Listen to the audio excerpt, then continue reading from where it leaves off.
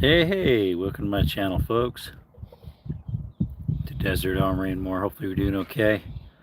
I'm a little slow today, a little bit tired. That's why I'm a little bit late on the live.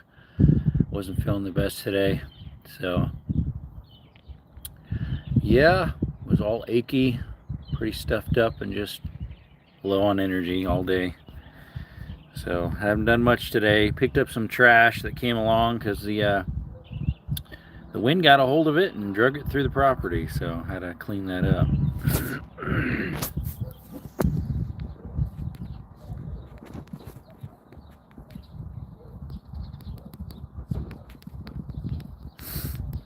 Doing a poll for you real quick.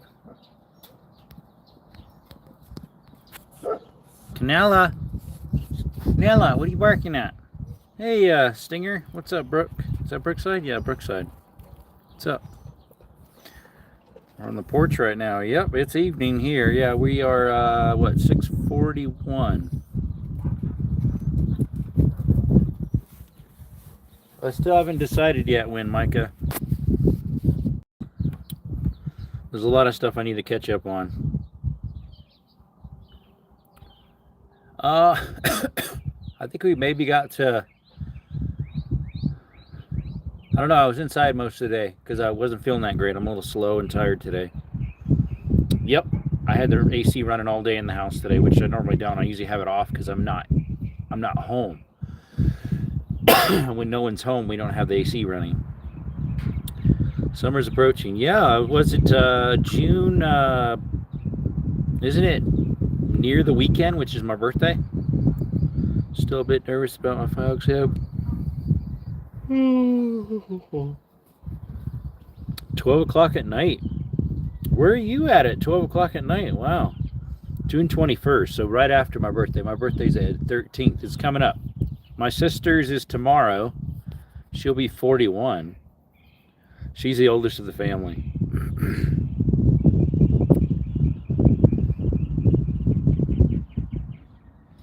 Still a bit nervous about my final exam in there. Any words of encouragement you can give me? Sorry about my typing. It's 12 at night where I'm at. I'm not sure, buddy. Look 20 years older with the beard. I always have the beard. On my way home, I might not comment, but I'm listening. No worries, no worries. I suppose it got maybe like 91, 92 today. Oh, excuse me. Well, it's breezy right now, and we must have had a little whirlwind come by because some boxes I had on the porch opened up and got strewn across the yard, and I had to pick up all the trash. I was like, what in the world? Thought maybe the donkeys got in them or something. Anyways, if you're new to the channel, thanks for coming by to Desert Armory and More. We do mine exploring, cave exploring. We got some rappelling videos coming eventually. We've got some already. We posted a long format not too long ago of Windy Point out of the mountains here in southern Arizona. That would be in Tucson area. I live in southern Arizona, so check our channel out. We also do some shooting content and hiking too, so if you like that, please consider subscribing. It's free. We do have a giveaway coming up soon. Hats, t-shirts, and stickers with our YouTube emblem on it, or decal, whatever you want to call it. Let's see, like 80.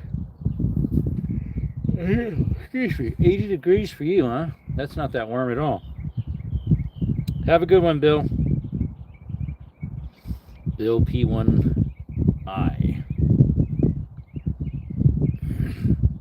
So today I actually did not work on drywall like I wanted to. I just stayed home. I just wasn't feeling that great. So tomorrow, though, hopefully I feel a little better. I have a roof I need to finish painting, get paid for that job. Got bills coming in for that. So, and then Thursday and maybe Friday too, I'll be doing drywall. So got the week filled up. D-Dog City farted. Okay, might want to check the pants just in case, huh? What's up, Russell? How's it going? Hello, señor. Hola, señor.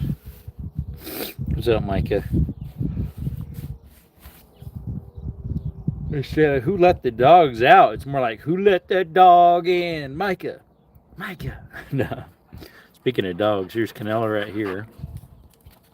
Here's my doggy Canella and good old Skittles.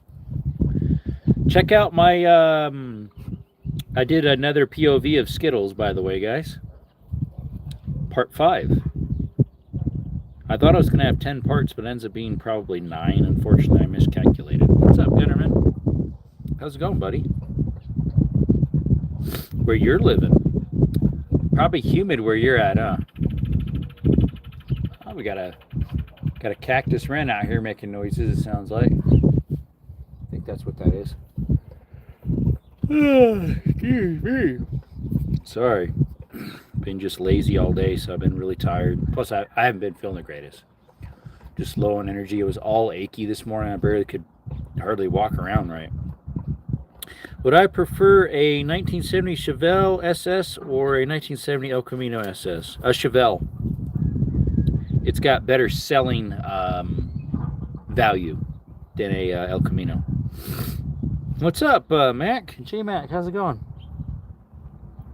Bows, living here in the Philippines is like living in an oven toaster. Well, it's probably humid there too, right? Not just temperature. Because you're probably in, what, the 90s, but your humidity is probably way up there. Achy, breaky heart. Breaky heart? Honestly, to tell you the truth, I have been thinking about that some. What's up, stupid stop motion? How you doing, bud? Absolutely love your eye makeup. Have a wonderful day. I don't have any makeup on. Thanks for coming by. Besides of heat, you'll sweat so bad. Yeah. Yep. I sweat really easily too, so. Country song. Okay, I didn't know that. Desert in a convection oven. Yeah, you know all about that when you used to come here for your meetings out of, what was it, Glendale, Phoenix area? My dad prefers hot over cold. I probably do too.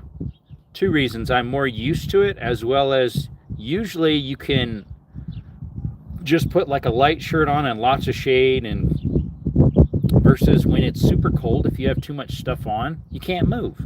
You can't move when you're so bundled up. You're like, robot. You can't move your arms or nothing. Let's see who actually, look at that one. Without beaches, this country absolutely sucks. I don't have any beaches, but we still have beautiful country all over the place. I have awesome mountains out to my southwest here. And then Mexico is literally like 20 miles or less down the way here, 15 miles. It takes me about 25, 30 minutes to get to Mexico if I wanted to drive to the border of Naco. Yep, Glendale, South heat sucks, but at least you know it's hot. Yep, Arizona hot cooks you before you realize it. For mid, LOL. Mid? Yeah, I know, right? When I was in Florida in 94, I got heat stroke. I've had heat stroke. I've also had where you get like dehydrated and all your muscles just cramp up. I remember one time when I used to live northwest of Phoenix, a town called Wickenburg. I was trimming some trees, and I mean, I was drinking plenty of water. I usually drank 2 gallons a day, and my abs were all locking up, and I just laid flat out, and I called up my boss while I was on the phone laying there on the eucalyptus leaves. I was like, I'm done for the day. My abs are locking all up. And he's like, yep, yeah, we're quitting then. Wasn't good. Yep, heat stroke is a bird in there. It sucks. Yep. That it does. Excuse me.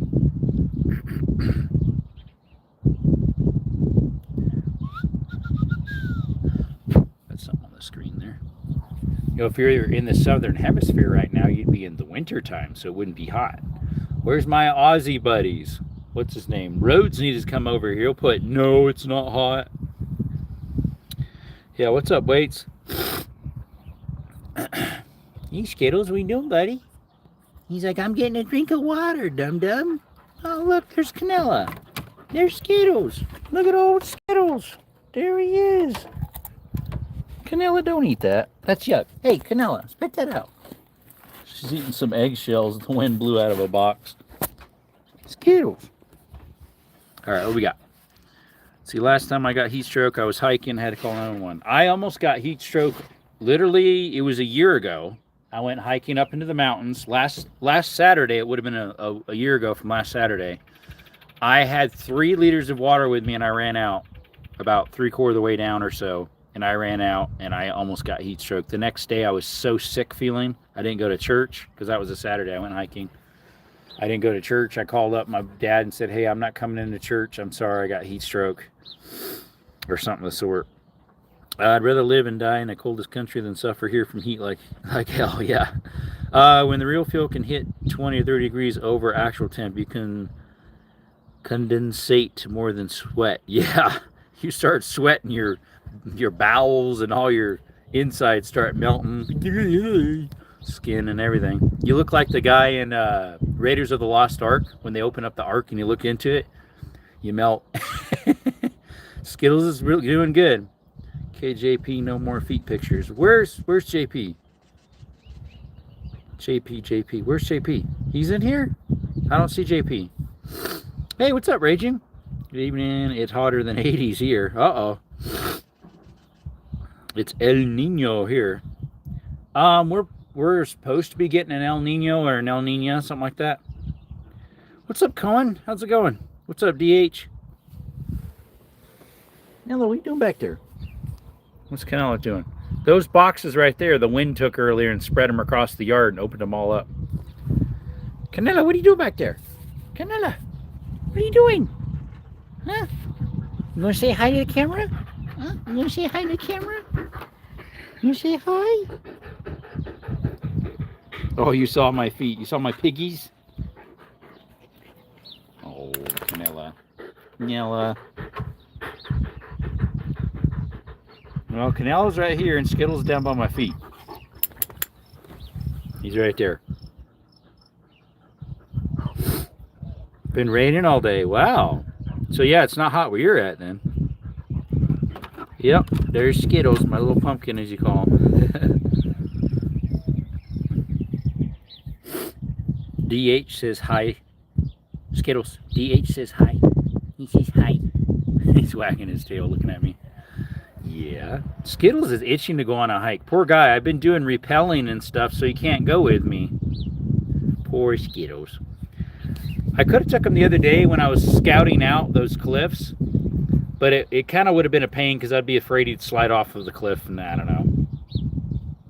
Let's see, where you stay is for real desert. What do you mean by that? So, hey, on June 20th, we'll be going to the gun show. Nice. They just had one in Tucson last weekend.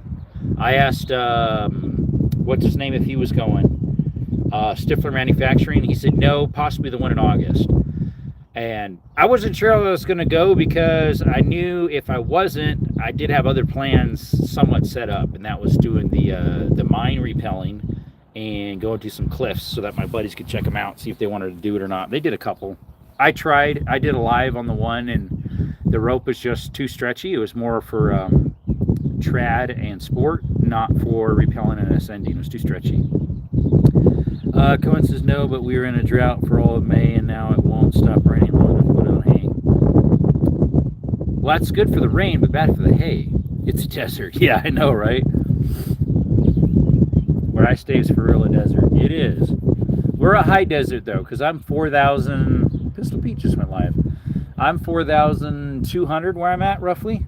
And then the mountain over here beside me is over 9,000. It's called a sky island. A lot of mountains here in Arizona are sky islands where they pierce over 8,000 foot. Let's see, the gun show starts at June 18th to 21st. Okay.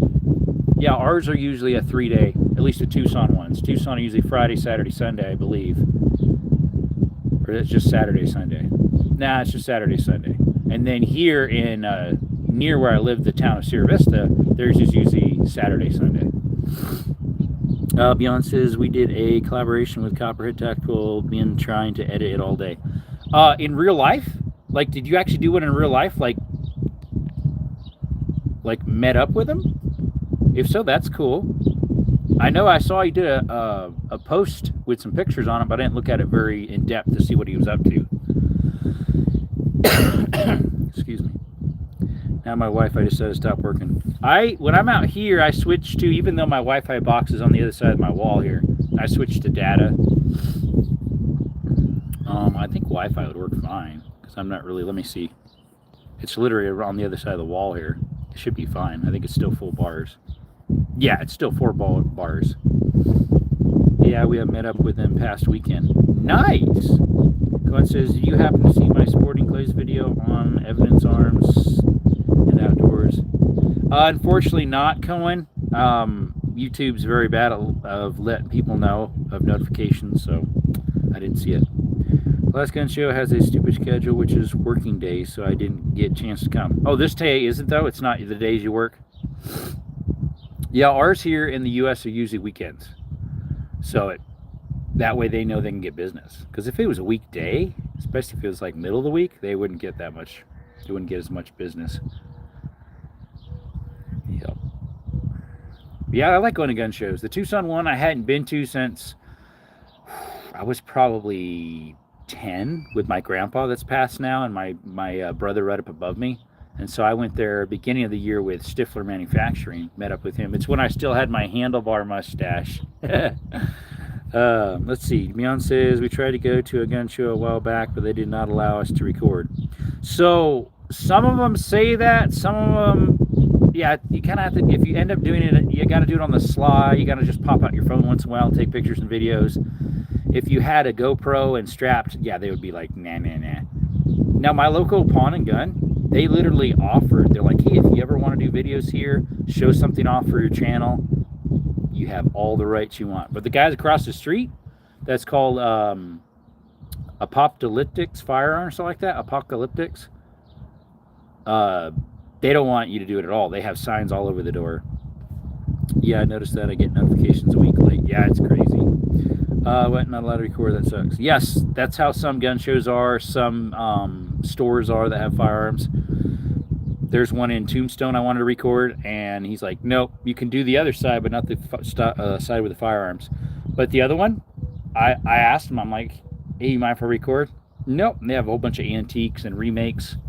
I forget what that one's called. And I had my GoPro on and everything. I had a live going. I forget to get milk. Now I got to walk back to Wally's World. We'll try to stay connected. Yeah, I need to drop by Dollar General here after I'm off and get some cereal, some milk. I got cheese, although I'm out of cheese sticks. I do have cheese, about a half of an 8-ounce stick, so that would be 4 ounces, I guess. What else I need? I need to get a couple stuff. But the thing we never had here in the Philippines is SHOT Show. Yeah, I've never been to SHOT Show. I guess it's the only there in America. Probably the actual name SHOT Show, yeah, which it's always based in Nevada, I believe. Can you run a live off the GoPro? Not mine. I had a live going on my phone when I was walking through, but I had the GoPro mounted here. No, mine's an old GoPro. I can't link it via Wi-Fi like some people can with the newer ones. The 12s, I think, can. Mine's an 8. NRA gun show is coming to Atlanta next year. We'll definitely be going. Yeah, you're pretty close to that, right? Crazy how they have videos in the store, but you're not allowed to record. I know, right? Yeah, some places have videos playing. Depending where you're at. Yeah, some have little advertisement things running. Ads of what they want to do with their stuff. Oh, excuse me. Yeah, mine's the 8 Black, they call it. The Hero 8 Black, I think it's called. Here, I thought I had a defect, and I have a 6-month warranty on it, which is going to run out here soon. I think it ended up being the original GoPro batteries. Once it hits about 20%, it'll kill itself. What's up, Red Knight? Thank you for the gold. Do I stream on Kick? I've never tried Kick, even though I do have an account. I do have with Twitch, which honestly, they're exactly the same setup, so they're probably owned by the same company. Rumble I tried, but for some reason Rumble's been having problems. Last Super Bowl weekend, I tried to do it then, and that was the last time I could do it. It just kept crashing. Hey, Elijah. Which maybe it'll work now, because they might have gotten new updates that properly work. It just would never load right. It would just sit there and freeze up. The nice thing about Rumble, it automatically saves them, but my account wasn't very visible for some reason. Now, Twitch, and I don't know about Kick, possibly Kick too, because they're pretty much the same thing. They're laid out the same way, and I think they're owned by the same company. It doesn't save your video for you unless you have someone like do a screen grab or something. Thanks, Knight, for the gold coins. Appreciate you. Every little bit helps. Appreciate you a lot. But this next check I get from YouTube is going to go towards the Pew Pew that I acquired, allegedly. One of these days, I would really like to put it towards an FRT for the MP5. But unfortunately, because that's so much and I barely get anything from YouTube right now, because they just close us all down, they barely push our content, it's hard to save up that much. Because if I get the whole kit, it's like $650 or something like that. It's pretty expensive. Kick is better because you keep more of your paycheck. I did hear about that. The problem is I barely get anybody in Kick. Maybe if I'm doing stuff like this outside and just chatting, it might be. Kick's a lot of gaming stuff. So is Twitch. Hey, what's up, Amazing CJ? Kick has a lot more freedom to do stuff and they pay better. I did some stuff over there, but no views means no money. Correct, yeah. Since I didn't get very little views in Twitch, which pays more too, or pays, I think you get a better ratio. YouTube is, they keep 30, you keep 70, plus taxes out of that 70%. So there was one time I got donated almost $100 one night, which was a blessing. Real One Tactical donated like 80 and someone else donated 20 or something throughout different people. It was a blessing. And so I think out of that I got less than I think I got $58 after taxes and fees. So like out of $100 I got like $58 to $60, and I was like, the math ain't math and something's wrong. And so I messaged YouTube and I'm like, this can't be right, because even if I get the 70% cut plus taxes out for my state would be more than what I receive. I'm like, something's going on here. No, nothing's going on. Something's going on. Yeah, they pocket more than they say. They have to, because the math wasn't mathing. Because they're like, oh no, yeah, we do 30%, you get 70, and then of course you get taxes out. Like, no, that's more than taxes that you took. You took another 10%, it seemed, instead of like my state tax is like 5 point something. And then if it's city on top of it, it's 8.1, I think, 8.5, something like that. If it's just city and state together. But I think for that, they would just be state tax, which is 5 point something, I think, maybe 6. So yeah, their math was not mathing. Nah, it wasn't mathing. Because if you take 10% off of 70, it should be $7 off. So that would be $63 I should have gotten. See, I want to acquire, what to do, get Pew Pew Lives over on Kick, but I can't figure out how to do it on my phone, and Kick's 9010. It was a little bit, so it's set up just like Twitch. In Twitch, they don't have a criteria for firearms. What you have to do it is, I think I put it as just talking or something like that. And then you do have to put in there that it's a controversial topic, because a political / controversial topic, because that's just how you have to list it as, because politics are that, religion's that, anything. Just reset for some reason. Well, that's cheap. Here's 12% total. Yeah, our city and state together for, like, when I go to Lowe's, Home Depot, is like 8.1, and then certain areas of Sierra Vista where I buy from, seems like it's 8.5. I'm not sure. You got 6 or 7 bull elks grazing in your backyard. Nice. Kick's 90 and 10. Wow. I bet you Twitch is the same. I think Twitch, I have like maybe $3 calculated on it, and I think Rumble I have maybe like $1.50 or something, but that's about it. It just sits there until you meet the $100 mark that you have it set at, the minimum. So it's just in there making, I don't know if it makes interest or not, I have no idea. There you are, Rhodes. I'm guessing you're probably going to answer this right here. Is it hot where you live? No, because you're in the southern hemisphere, so it's colder over there. I was waiting for you to pop up because I knew you'd probably say no on this one. We're taxed 30% on wages. Wages, I'm not sure. It depends on how much you make. The more more you make, the higher tax bracket. I didn't make enough to get in the same tax bracket I was last year. This year, I think I was still in the 10 to 15% tax bracket. Last year, I was in the 20 and 25 tax bracket because I made more. 35, ouch. Alaska, Delaware, Montana, New Hampshire, and Oregon have no sales tax. I knew Oregon didn't, but they have heavy property tax, Oregon. Yes, it's winter here, June, July, and August. Yep.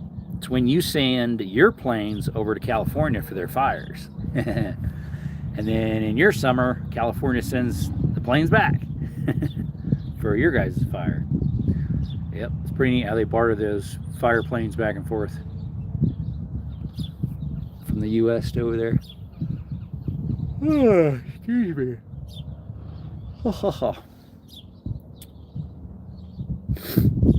Let's see, born free, taxed to death. I know, right? No Twitch is like 80-20. Shoot sporting clays, and I want to do it live on Kick if I can figure it out. Alaska like 32 for a gallon. Oh. Whoa! Is that where you're at right now, Red Knight? That's why it'd be good to have goats or cows over there, huh? If you can keep them live from the cold. 80-20 is Twitch. I wonder how Kick is 90-10 because I believe they're the same company. Exactly the same layout and everything. So I did research on Twitch to figure out if firearms are okay, and the only thing they said is as long as it's being done in a safe environment. I don't know if they have AI that sorts that out. When I would do it, and I would, because you could touch firearms on live on there, I just made sure everything was unloaded. What was one I saw people doing live shooting on? Was it Instagram? I think it was Instagram. I've seen this one girl do live competition shoots. No way about the milk. Yeah, my city, few days they have $1.99 per gallon of gas. Well, that's cheap. New France, $1.99 a gallon for gas. That is cheap. I was able to get it for like $4.03 a couple days ago. What was that yesterday? It was yesterday because my local Circle K, I got up to 4 fill-ups and then you can get 40 cents off per gallon. So I got it for $4.43. What's up? Hey, what's up, John? Yeah, I got a twitch in my elbow. I checked out with the doctor. He gave me something for the pain. I hope you're all right. What's up, John? Kick has a lot of gambling that sponsor them or something. Oh, yeah? T-Mobile gas. I don't know what that is. Russell says theirs is $2.05 a liter. Isn't it like 3 1/4 liters equal a gallon? So that'd be like $7 a gallon. Nothing much? Okay. Australia and America have a lot of alliances on different things. Yep. Cool FM just went live. They're a local news station. Let's see. Yeah, I think that's the math. Yeah, it's something like that. Right around 3.25. I don't know, Russell, wouldn't that be about $7 a gallon for gas over there? That's like as much as Cali right now, I think. And Stinger's back. And Skittles. What are you doing, buddy? Huh? What are you two doing? Are you going to go antagonize the donkeys? You better not. And the sun's just about to set. I don't know if you can see it back there. It's just so at the halfway point of the hill. So the lighting's getting dark. Just got home. There you go. The phone company T-Mobile will give gas away for $1.99 per gallon. Okay. So my dad has T-Mobile, so does my uncle. I mean, not my uncle, my brother-in-law. I wonder if they knew about that. Maybe they don't have it here in Arizona. So you don't say anything else to YouTube about the money they took? Well, they're allowed to take their 30%, but the rest of it just wasn't math, and I just kept bugging about it. I'm like, there's no way that out of $100 donation, I only get $58. That just doesn't make sense. What's up, Rich? Ours is about $3.85 to $3.90. Yeah, so normally ours is the cheapest in town is $4.43 a gallon. but I had that 40 cents off per gallon, so I got it for $4.03. Everyone around me is so annoying. You're done. Sorry about that. What's up, John 01D98? How are you doing? Thanks for coming by. Hello, hello. Welcome to the channel. We do cave exploring, mine exploring, hiking, outdoor stuff. We do repelling, mine repelling. I got some video content of that coming up. Shooting content, stuff like that. Please check us out. Appreciate it. Please subscribe. It's free. I've kept bothering them. Well, you can't prove AI wrong, in their words, pretty much. Like, you can't argue with AI. You can show them all the proof, and you can show them all the math. You can show them all the proof on videos that you didn't violate anything, and you can't argue with AI. They always trump you. AI always trumps. Which is sad, because that's just them overtaking. They're taking over the world. You're innocent. You're guilty, and you prove yourself innocent, and you're still guilty. What's up, AT? How's it going, bud? Thankfully, they did say I wasn't a minor the other day. It took them 5 days to prove that I wasn't a minor instead of 72 hours, which is 3 days. Right? I forget. It took almost a week for them to prove that I was not a minor on that one video that they gave me a heavy warning on. AI is gay and so is YouTube. I know, right? IWTA guy here with a lowered Chevy S10. It cost him $90 for a refill. He must have put a bigger tank in it, because I just refilled my little van and it was $80-something. I mean, my big van, and that's a big tank, decent tank. 22 gallons I think is stuck in it. I had off to goat by accident and blamed it on me, then yelled at me for digging a hole wrong. Interesting. At least they thought you were young. Yeah, it was kind of weird. I was cooking in the kitchen, typing buttons on my air fryer, and I turned around and go right to the camera like this, talking, and then the live cut off. And so I thought, okay, what did I do? And I got an email saying that miners were doing dangerous acts. Therefore, I got a heavy warning, and if I do it again, I'll get a strike. Like, what? So yeah, it was kind of weird. Hopefully the breeze continues, that way it keeps the mosquitoes away. Because we do have mosquitoes in the evening. You think he was drunk? Uh-oh, that's not good. Oh, I can face this way now and lean up against this. This deck is starting to get warped pretty good. I'm going to have to message the landlord and say, hey, the deck is warping and all. Can I tighten it down? We got a leak in the front yard. Can I fix that leak? It's the main water supply line. There was something else too. Oh, woodpeckers are making holes in the side of the house again, so I got to fill those in and ask her if she wants me to take care of them. One time she wanted me to give her a quote for painting this whole thing too. I should do that someday. Our fuel is $5.60 USA down. That's about, let's see, California's probably a little more than that. LOL, what? My dad put $800 of diesel in a semi. Yeah, most of the time it'd be more than that. The chat, when that happened, someone probably reposted you. I have no idea, Rich. There was lots of people in at that time. Reported. How does a miner have a full beard, though? Other than M-I-N-E-R, like a guy who mines the earth for jewels and minerals. Yep. Hey, Lisa. John was just on here a little bit ago. California's a bit more than that. Yeah, I'm thinking so. Like, they're probably 6 or a little bit more. I haven't asked my brother in a while. Ours went down to $3.34. Well, that's cheap. How's work? You got plenty on? Right now, I have the rest of the week filled up.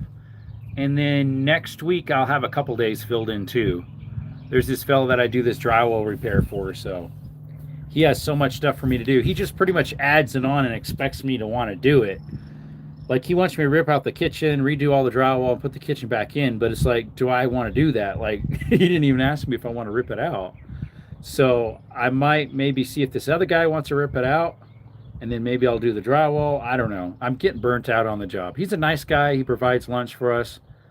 So that's pretty cool. But I'm just kind of getting burned out on it. But hey, it's work. Otherwise, I'd have to be looking for something else. So, miner and I have a beard. Let's see. I'm a miner and technically have one. See, I've seen some kids with beards. 633 where I'm at. Wow. Wow. Is that how he does it? Yeah, that's I remember paying those prices when I lived in Cali.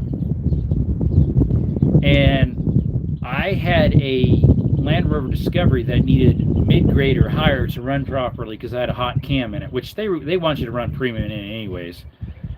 But I never did premium until I put the hot cam in it. Then I did. I ran medium, mid-grade, 89. Work is work. Rip that kitchen out. I know, right? Hey, Skittles, what are you doing, bud? Skittles, why does your breath smell like donkey manure? Were you eating donkey dung? $4. Yeah, we're 443 here. I'm sure by the highway's a little cheaper. It's probably like 420 something.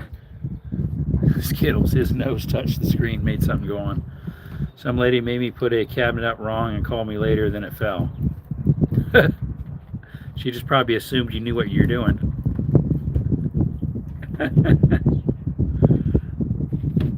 Skittles, what are you doing, bud? Oh, I remember what else I need to get. I need to get the doggies some dog food. I've been feeding them old hamburger that was bad in the freezer. I bought it manager special, and here it was yuck. So I thaw it out and feed it to the doggies when I'm low on dog food. He was just licking his bum. No, it smelled like horse manure. So no, I don't think he was licking his bum. Him and Canelo will chew around that horse manure, or the donkey manure. They're kind of funny. Hey y'all, if you're new to the channel, thanks for coming to Desert Armory and More, where we do cave exploring, hiking, mine exploring, repelling content. We do awesome stuff here and shooting content. Please check us out. Consider subscribing. It's free. And we have a giveaway soon of hats, t-shirts, and stickers. Like TK Brothers still safe. What's up, Robert? Never make someone tell you how to do your job. If you know it's wrong, refuse it. Well, what I'll do is I'll say, hey, I know you would like it this way, but I do know another way that'll be better. Or most of the time, they're just like, hey, you're the pro. Do it, get her done, you know. Should have said that. YouTube will get you. And it's no affiliate of YouTube or giveaway. It's all our own doing. Let's see here. What is that over there?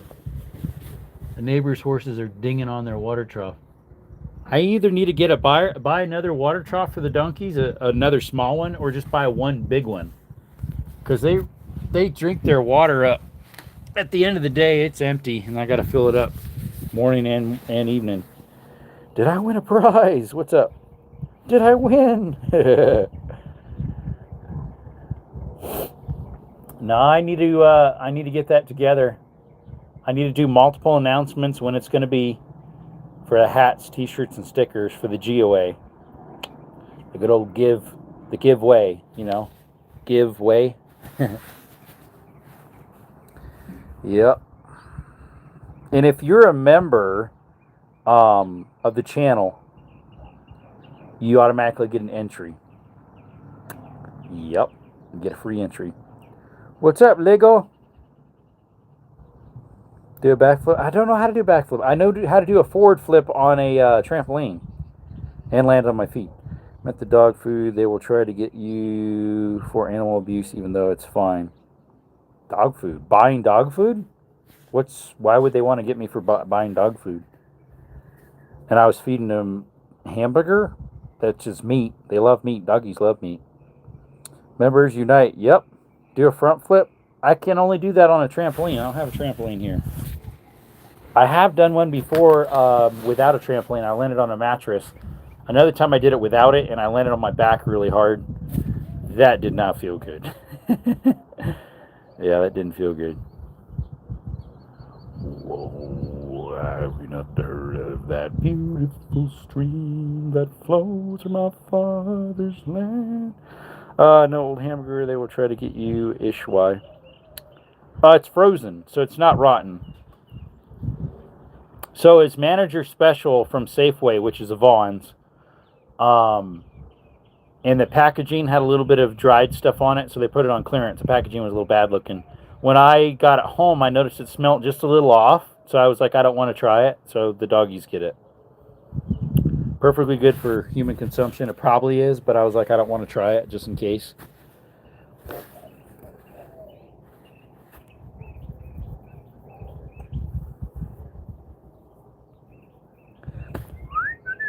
Especially if I'd cook it, but I don't cook it. I don't cook it for the doggies. They eat it. As soon as I thaw it out, I give it to them.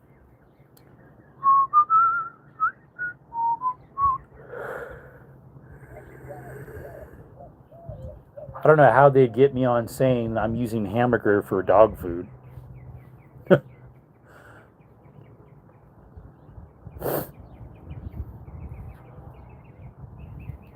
Hey, Skittles, what you doing, buddy? Come back, huh? Skittles, get out of my face. Get out of my face, bud. Oh, Skittles. Skittles, what are you doing? Skittles, what are you doing? What are you doing? Looking at the donkeys going, I want to run after the donkeys. I want to get them. What's my dog? Oh, I was like, what's the dog doing? The big dog, Canella. She's taking a dump. Over in the corner. I was like, what in the world is she doing? What'd she do? Bite at it? I think she bit out a bee flying by too or something. She went yelp yelp to the air real quick. Dog also eats donkey crap. Will YouTube care about that? I don't know. What's up, Western King? Remember me? Let me see. I do not. Unfortunately, I do not.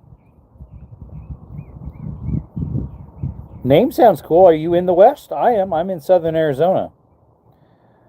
Okay, it's almost 10:30, so I'm out. Okay, see you, Cohen. Appreciate you coming by. Make sure you double tap the screen before you leave if you did not. Appreciate you. I'm asleep? Really, but you're texting. Is it called sleep texting?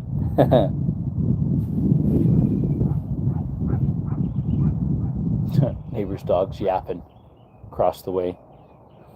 Well, I would love to live in Texas. Oh, no, I'm in Arizona. I'm in Arizona. Southern Arizona. I did. Bye. Okay, see you, Josh. Or Cohen. I know a Josh Cohen. That's why I accidentally called you Josh. You're Cohen's Daniels. Slipper texting? Yep. Stinger says he's in Texas. There you go. Got some friends in Texas. Been to Texas many a times. I used to date someone there back from in 2015. I dated someone there. There's Canella. Canella, are you eating big smart pills? You know, the rabbit dung, we call them smart pills. Donkey dung is big smart pills. You get an instant Megamind. What's up, Canella? What's up, girl? Oh, you're a good girl. They used to live near Bastrop, which was outskirts of like Austin, I think. That's what I'd fly in and out, I think. But they're over in Plainview now. Or not Plainview. I've been to Plainview as well. I have friends there. They're over in Grandview. I'm a Washington thug. Canetta. He's on my face now, too. She's jerking my camera around. Janella. Scratch, scratch, scratch, scratch. She likes her bum getting scratched. Good girl. Good Janella. Yeah. She's getting old. Huh, Canella? Huh? You think, what? You call me old? What? She's about human years, which to me is the same as a dog because they're born at the same time as like anybody else in the world. She would be about, what are you, Canella? About 13, 14? I don't know. I got her when she was probably about 5 or 6. She already had this saggy chin and bigger face, like they start getting at 5 or 6. And I've had her since 2019, so I've had her 7 years. And she was 5 or 6 when I got her, roughly. So how old are, what would that make you, Canella? 13, 14? Something like that. Grandview is like 30 minutes for me. That's cool. Yeah, I have some friends in Grandview. Actually, the girl I used to date moved to Grandview. She used to be in Plainview. Not Plainview. Bastrop. She used to be in Bastrop. Outskirts of Austin there. It's a little ways out, like an hour or so, 45 minutes, I think. Now they're in Grandview, their family. All that are at home. I think mom and dad, and she's there, and then her youngest brother's not married, I don't think. The second one from the bottom just got married a couple months ago. You hear the birds? Sometimes we got birds at night singing top of the lungs. I'll be out here, let the dogs out. It might be that same noise. Some for nightingale, maybe? Just chirping away. It'll be like midnight, 1, 2, 3 o'clock in the morning. I'll be out here taking the dogs out. What's up, Tony? It's going pretty good. My husky is 15 and won't die. I'm really surprised she's just doing as well as she is, because she can get around pretty good. She doesn't run fast, but she can run. And I need to get her back on her little hip chewies, like hip medicine. I think some of it she started walking better because it's a dry heat here in Arizona. It's better for her joints versus where I was at in Cali. What's the dogs doing anyways? Are they watching the neighbor or something? Look at the doggies over here. They're sitting in the corner over there looking on the other side of the fence. Yellow Skittles, what are you doing? What are you doing? What the dog doing? Hey, Compliant, how's it going? What the dog's doing? What's up, Skittles? Canilla. Skittles. He takes the highway. Does Arizona get cold? Well, this last year we actually didn't get that cold. I got maybe 28. My parents they're down by the river, and they're like in this really cold path usually. I don't think they ever even got in the teens. But the year before that, winter of 2024, when I first moved here, and early winter of 2025, we got 8 where my parents were, and I was the coldest, and I was in a travel trailer, so it was cold.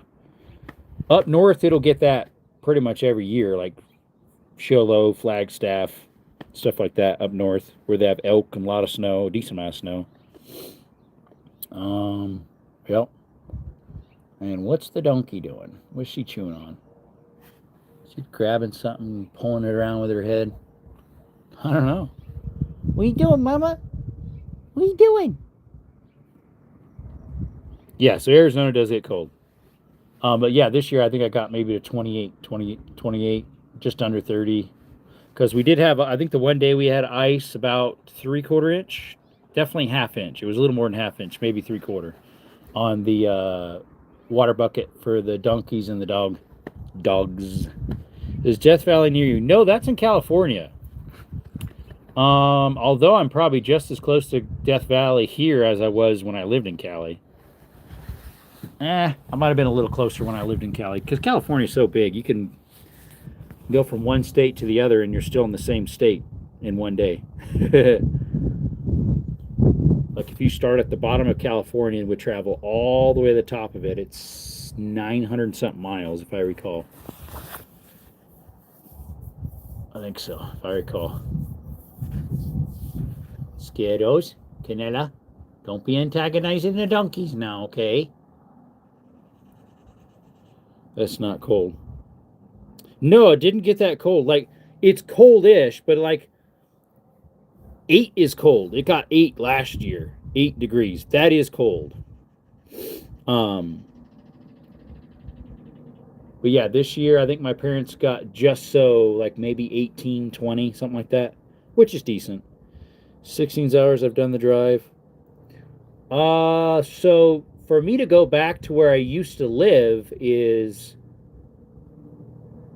13, I think. So to Death Valley, I'm not sure how far that would be,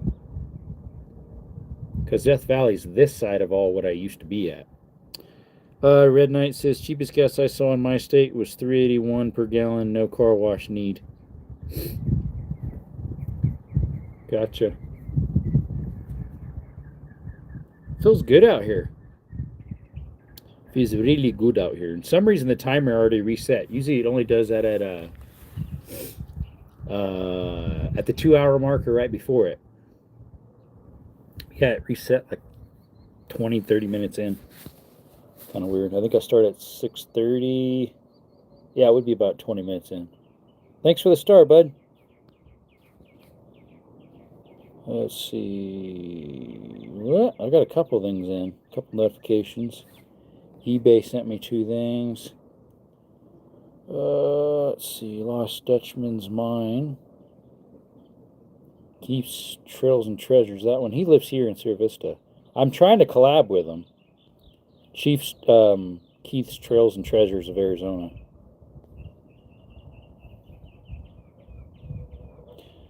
Next door says there's been a lot of sightings of a very large coyote in the area during the day on the golf course. Interesting.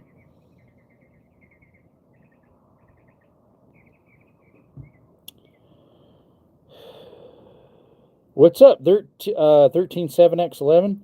He's like, ew, Milwaukee. We're going to Texas, Australia in a few weeks. Drops to 0 Celsius at night. I'm not even sure what that is. You're the DeWalt crew? I have some DeWalt. I prefer Milwaukee just because I have burnt out more DeWalts than Makitas in my lifetime. Now, granted, it was when DeWalt first came out with their 20-volt max, and we were running the 18-volt old ones at first. Our company I worked for with sheds and garages and horse barns switched over to the new 20-volt max. We burnt out a Sawzall, an impact, a drill, and something like that within like a couple months. We burnt them out, and that kind of put a bad flavor in my mouth. When I went to replace my own personal old 18 volts, like 5, 6 years ago, I went to Milwaukee. But this shirt's actually, I got given to me by my dad. He used to work at Home Depot, and so he's a Makita guy, actually, my dad. 0 Celsius is 32 Fahrenheit. Oh, yeah, it would be, yeah, because that would be freezing. Their freezing is 0. Where you going, Nella? Duran get home now? My roommate. But no, I actually have some 12-volt DeWalts. I use them for assembly. The small 12 volts, which I heard someone said they might phase the 12 volts out, even though they're actually pretty good. I like them. I use them for assembly and light-duty stuff. DeWalt makes better tools, and Milwaukee has better batteries. Makita has better variety. Possibly. Makita has one of the best grinders out there and one of the best chargers out there. David says DeWalt would dominate Walkie. In some of their things they do. That's the thing. Like, there's some things that are better in Milwaukee, some things are better in DeWalt, some things are better in Makita. But you have to stick usually with one platform because it's just cheaper. Let's see, Makita rules. Nah. Unfortunately, Makita is very behind on their technology. Their battery platforms are so behind. See, and if I... Ooh, okay. Yeah, I'm 100% honest. Like, DeWalt has some impacts that are better than Milwaukee. Milwaukee has some tools that are better than DeWalt. Makita has some stuff that are better than DeWalt and Milwaukee. Now, if you want to mix in the batch Bosch, there used to be high torque that was better than any of them, although I think right now DeWalt has the highest high torque half-inch right now. If you watch Torque Test channel, he goes through those. Milwaukee versus DeWalt versus Koala, yeah. They're all decent as long as you don't have Ryobi. You just pick a battery system and they all should last a pretty long time. Ryobi's HP Plus are pretty good because they're higher end brushless. So Ryobi, Rigid, Hart Tools, which I don't know if is around anymore. Walmart used to carry them, they don't anymore. And Milwaukee are all made by TTI. They're just different grades. There was actually a few tools of Rigid, which is right below Milwaukee, that were outperforming Milwaukee. They weren't happy about that, so they like downgraded them. I think tools are for the weak. I do everything hand tight. You do it all good and tight. Rhodes versus Desert Armory. I think I got more firepower than you, bro. You've seen my armory. Yep. And I got donkeys that'll kick you in your bum. I'd be like, I'll smack them. I'll smack their rump right when you're behind them, and kapow! You'll go to the next county, which is really far because our counties are huge here in Arizona. What's up, KO? Keon Lip? What are your thoughts on U.S. involvement with Iran and Israel? Honestly, I don't really know what to think about it. I'm not real on the up and up. I have not been on the news for that in a long time, so I don't really know. I'm a better shot. Oh, are you now? Hey, what are you two doing? Canella and Skittles are playing. Be nice. Be nice to each other. Hey, they're playing around. Get him. Get him, Skittles. Get her. Let's see. Will you be my boyfriend? Says Mallory McLean. I don't know. I'm not married. I'm single. Yeah, I have a donkey to kick the donkey. Yup. Exactly, Russell. What is she doing? She took off with the broken bowl. She's acting like a little puppy. Her little puppy's coming out. Canella. That little puppy comes out once in a while, doesn't it? Even though you're like 16, 15 years old. 6 plus 7, whatever that is, 13 or 14. You're hilarious, Canella. You're funny. You're so funny, Canella. Uh-oh, I made her sneeze. When she came by, I brushed her nose and it tickled it. She's sneezing now. Let's see, Malroy, you have to be a churchgoer. Yep. And I do preach too, by the way. I preached just last Sunday. Got an itch on my knee right here. Itch, itch, itch, itch. And I think a mosquito got my foot. I thought the breeze was enough it wouldn't get me. It was about, are your cisterns broken or something like that? Or do you have bad cisterns? And then the other question was, I mean, not question, but the other title I had was living water. And how in life, instead of plugging into things of full fulfillment in the things of this world or things that satisfy what we want, which are cisterns of the world that are stagnant water, not living water, we need to plug into Christ, the living water, instead. I'm taking applications for him. There you go. I'm single. So am I. We're both single. Let's mingle. No, I forget how it is. I'm here in southern Arizona. Been here for a year and a half, a little more now. Then I was in Cali for 12 years and like 3 months. And then I lived in Arizona before that. Although I did live in Honduras for a year and 7 months at a mission, church mission. Children's home. Road says I grew pretty good at 400 yards, just taking a knee with my 308. I don't shoot much with my 308. It's a hunting rifle, bolt action. It's a Savage Access Gen 1.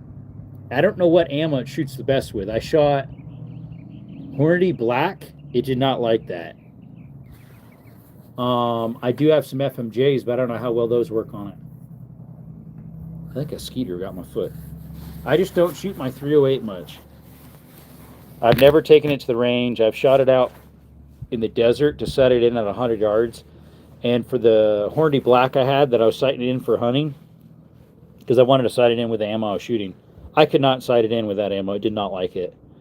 I don't think I ever hit the target at 100 yards, and my target is like 16 by 16. Never hit it. It was a little breeze, but yeah, it was weird. YouTube is hiding my comments in. Yep. Let's see. Code says roll your own for best results. You mean load? I do reload, by the way. I haven't done 308 yet, though. I'm trying to remember if I have dies for 308. I might. But yeah, I do reloading. I haven't done 308, though. I have a Gen 1 Ruger American. Nice. 308, it's very accurate for a Walmart gun. They are, yep. Cohen says, if you could go back 5 years into the past and talk to yourself, what's one piece of advice you give yourself? 5 years ago? Let's see, 5 years ago, what was I doing? 5 years ago was 2021.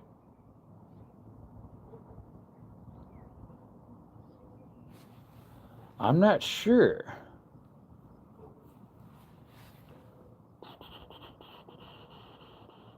I forget what year it was I went to Honduras to a wedding. I think that was 2020. 23. So yeah, that wouldn't have been 5 years ago that I would have said something to myself if I go down to 2023. But 2021, not sure actually.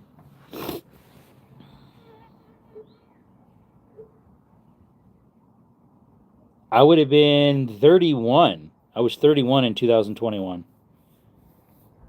I'll be 36 next Saturday.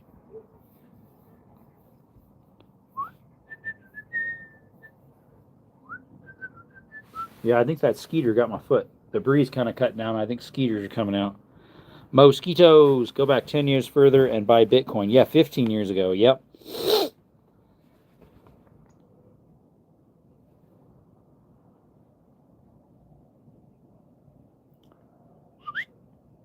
Puppies. What you doing, Douglas? Doggos. 36, you're still a pup. I wouldn't say I'm a pup. I think if you're like 21 and younger, 23 and younger, maybe you're still a pup.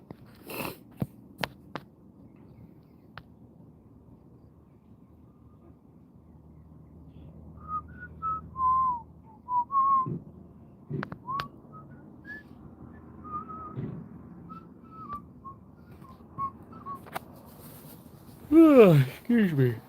You're older than dirt. Well, you're probably around my parents' age. I forget. I remember you mentioned sometime how old you were. You might be a little older than him. Russell's usually the oldest one in the chat. I don't think he's in here right now. He's born in 61. Rhodes, don't laugh if you know how old I was. Yeah, I know, right? What would you do if you were a tomato? If I was tomato? Become the best version of myself. Ketchup. You're 53. Oh, my parents are older than that. My parents got 10, 11 years, 12 years on you. Code says my Model 70 likes 168 Match Kings. Oh, the Sierra Match Kings? Or just regular Match Kings. Over 48 grains of Varget. 0.007 off the lands. 007. I shoot mostly 06 and 30-06 or 25-06 and 22-250. There you go. Russell says, I'm here.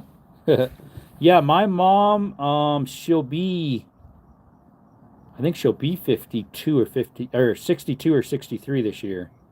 And my dad will be 63 or 64. 30-06. Okay. Be the best version of myself. Ketchup. That's hilarious. I just had to say that. I don't know. I mean, I love tomatoes. I like them on hamburgers. I like them on sandwiches and like tortilla wraps. Thinking about the Model 70, the Rifleman's rifle. Model 70, that's Remington, right? So I have Model 700s, two of them. I have a 30-06 and a 270. They're the 270s from late 60s. The 30-06 is from early 70s. 3K Australian. Wow. Ketchup during the day, then have ketchup for supper. Yep. A Winchester 70. Okay, that's what it is. Yeah, because the Remington's what I have, the 700. I still compete with a 1941 Model 70 international match.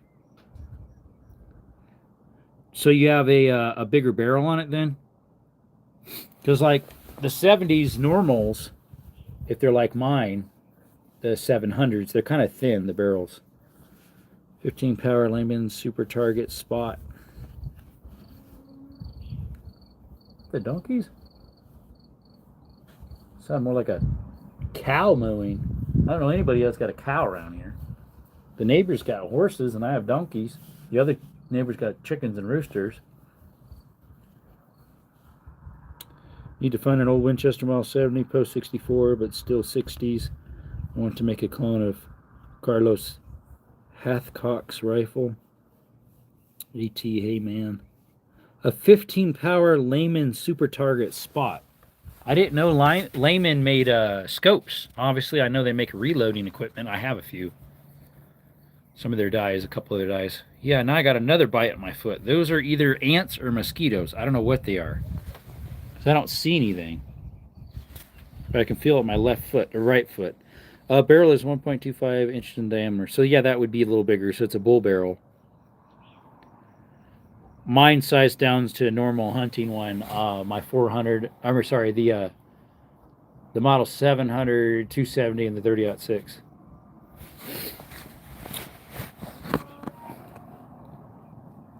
No CM bugs? Maybe. Let's see. Code says the rifle Carlos uses the same rifle I use. Model 70 international match. Oh, okay.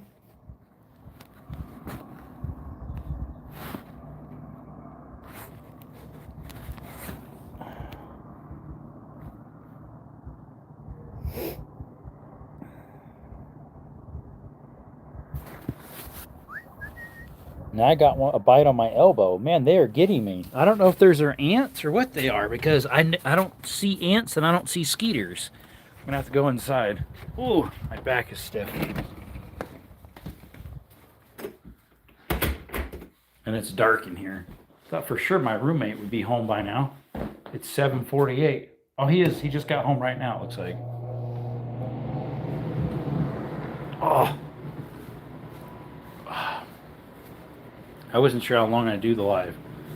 This one's been an hour and 30 minutes, maybe. Let's go in the bedroom. Whoa there, excuse me. Had some air come up there. They're pesky little critters. I don't know what they were. Had to be no Sims, because we didn't see any. Of course, it's starting to get darker out there, and I don't want to get bit up. Like, my right foot has a bite on it now, and my left has two, and my elbow's got one. Let's see. He used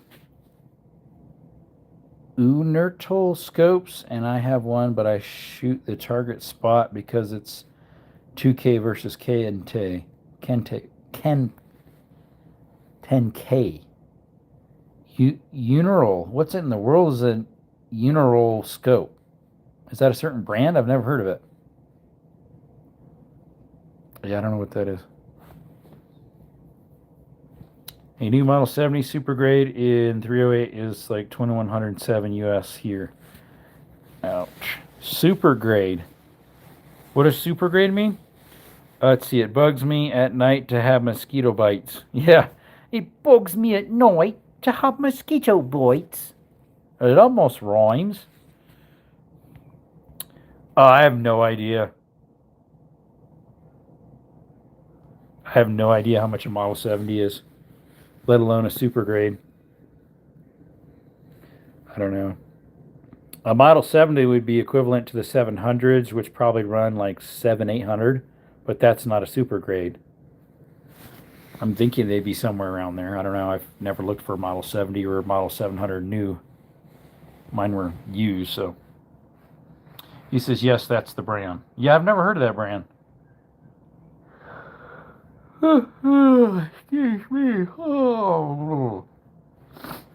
I should be using my drywall gun for doing drywall. Here I did all this drywall, and I didn't even use my Milwaukee drywall drill gun that I bought a while ago. Just been sitting on the shelf getting dusty, literally. They're supposed to sell the attachment for it too, but it never arrived. And then instead of sending me one, they just reimbursed me. I'm like, no, I need the item. No, they just reimbursed me. It sucked. Sorry. It wasn't very nice. Super Grade is a higher grade of walnut, ebony 4N, jeweling on the bolt. So I have jeweling on the bolt on my 30-06. You can lightly see it still. The 270, I don't know if it ever had it. Roads are about the same. Yeah, probably. What's up, Camden? Sorry, I gotta move my feet back and forth trying to itch where the mosquitoes got it.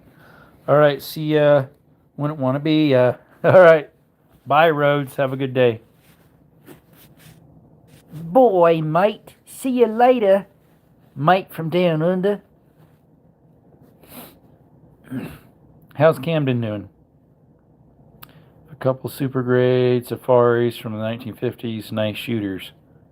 Nice. Nice.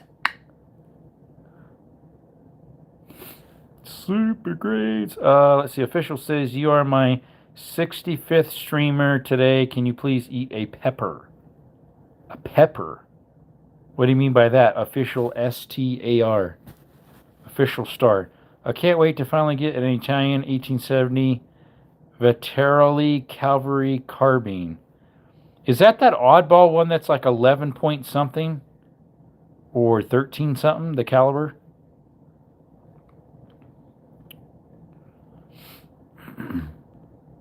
Official, if you donate something, I'll eat it. I'll eat some peppers. I won't just eat it for nothing. There you go. It's a 10. There you go. So Arizona, the Tucson Gun Show had one from a pawn shop out of Tucson. It was a 10.4. I don't remember if it was a carbine or not, though. Let me see if I can screenshot that. It was a decent deal, too. All their used ones were. Camden, where are you going? Find ammo for it. You have to reload it yourself. The Swiss one is in 10.4 by 3.8. Yeah, I'm not sure which model it was. Thank you for not ending my torture. Hey, I'll eat a jalapeno if you donate. No problem. It was 85 today. I think we got, we were in low to mid 90s, I think. What's up, Zero? Welcome to the chat, buddy. Appreciate you coming by. Was the wood in one piece stock or a two-piece? A two-piece is Swiss. One piece is Italian. I do not remember. I mean, don't they normally have a one piece up on top, around the top of the barrel, and then they have a full stock on the bottom, since it was military somewhat? I thought all of them were two pieces. If you like spicy, I'll send you a one chip challenge. Sure, send it. Message me. I got email on my channel. I've never tried the one piece yet. Chip challenge. I would love to. Yeah, I'm not sure, Camden. I can't remember. Also, did it have a side loading gate? I think it did, but I'm not sure. I don't know if I took a picture of that one. Are you vertical or horizontal right now? I know, right? 74 here. Nice breeze. I took the boat out. Cool. No, they don't have an upper hand guard. Okay. Zero sees vertical right now. Zero, hello, vertical friend. I'm kind of both right now, vertical and horizontal. They discontinued it after that 14-year-old didn't read the label. But he already knew about it. He didn't read the label, no, but he already knew about the one chip challenge. He already knew it was a hot chip. So that's still on him. Do I read every label of food that I eat? No. The receiver looked like a MAS-36 French rifle. I don't even know what a MAS-36 French rifle looks like. So I do not know, Camden. It was probably back in February. And I don't know if I took a picture of it. It was under 300 cheese, or right around 3, if I recall. I thought it was a decent deal. For 350. Yeah, I do not remember. Unless I have pictures of it, I don't remember.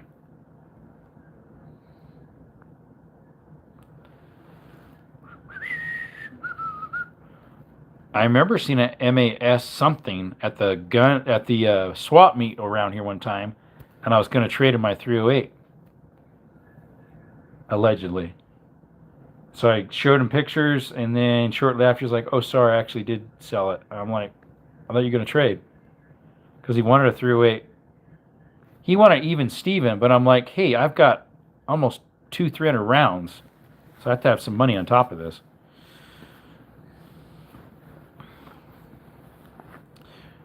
It was half decent. I mean, you could tell it needed some love, just like anything that's that old.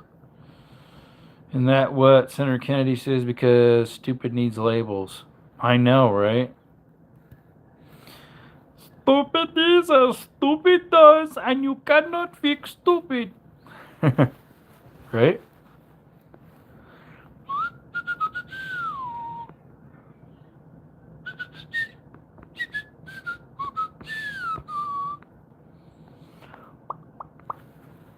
I forget what pawn shop that was. I'm pretty sure I picked up one of their business cards off their table. My sissy one? What do you mean sissy one?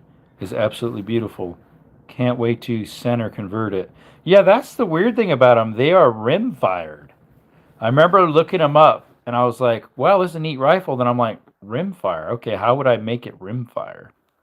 Like, I'm not sure how that would work to find ammo because that's even more obsolete than even like 5.77 Schneider. You can at least make it out of 24 gauge shotgun like I do, the brass. But I don't know how you'd make 10 by 42 or whatever, 10 by 38. He says it's Swiss. Okay, the Italian one is center fired. Yeah, I don't remember if this was centered or if it was rim, the one that was there at the. I don't remember. I remember I looked it up real quick on Gunbroker at the time, but I don't remember. Hey, what's up, TD? How you doing? How's health doing? Can use 8mm label brass for both 10.4x47 and 10.4x38. Okay. Okay. Almost sounded East Indian. Let's see here. IDK high. Yep. I don't know. Hi. No, it's TD knives. Got plenty of 8mm label. I don't have any. Hey, y'all. What's up, Aaron? Floridson. TD says, hey, Russell. How's the weather over there where you're at? TD up north from me. 80 to 100 once. Yeah, but 80 to 100 once fired brass of 8mm label. You could probably buy the brass at most reloader shops, right? Like reloader mail orders for the 8 label, probably. Because it's something that you'd have to. I've never seen it. I've never seen a box of label, I don't think. Maybe at the gun show, but I don't think so. Hey, TD. Well, the 2022 one chip challenge chip I have is selling for $100 on eBay. What the bleep? Really? TD says it was 102 and breezy. At least you had the breeze. It would have been hotter. It was about 92 here, I believe. 92 to 93 maybe. Over here near Sierra Vista. And it was breezy. It actually, there must have been a microburst that went by too, because I had stuff on the front porch that blew off into the front yard. Like my front actually faces the backyard. It's kind of unique in that spot. And the back door actually faces the front. So I had stuff from the actual front that faces west fly into the front yard. Look, a gunshot carries 8 label for the revolver and the rifle. You say for the revolver and the rifle. They had a label pistol round and a label rifle round? See, Zero says, I also have some of the hottest white chocolate ever made. I've heard about that. Zero says, very breezy here as well. I didn't realize they had a label and a revolver and a label and the rifle. Interesting. Yeah, I didn't know that. Oh, I did not know that, mate.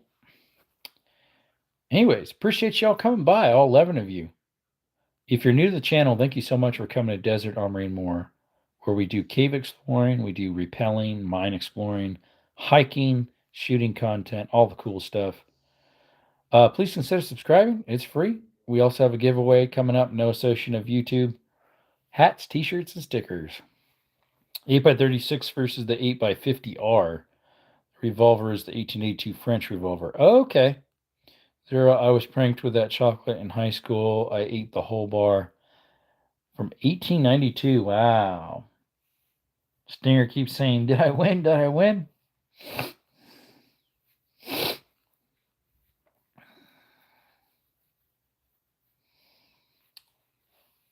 $1892. That's when the revolvers were made? Or that's... Oh, you're saying the French revolver is 1892, not 1882. Not 1882. It is yummy chocolate. To me, though, white chocolate's not really chocolate. It's like the purple and green ketchup they made when Shrek 1 came out and Shrek 2. Like, it's got to be red. And with chocolate, it has to be the color chocolate, too, to actually be chocolate, in my mind. Because white chocolate, to me, does not taste like chocolate. It's not that good. It messes with your brain, it seems like, too. when you're trying to eat something that's white chocolate. It's like, unless maybe your eyes were closed. Cameron says, I got a Barthier carbine in 8x50R and a French 1892 revolver in 8x36 or 38. I forget what it is. There you go. AT says, I proceeded to chug about 1.5 gallons of milk throughout the rest of the day. Yep. TD says, I don't like white chocolate. Yeah, I don't either. To me, it's kind of like fake, like the Impossible Burgers. It's fake meat, just like white chocolate's fake chocolate, in a way. To me.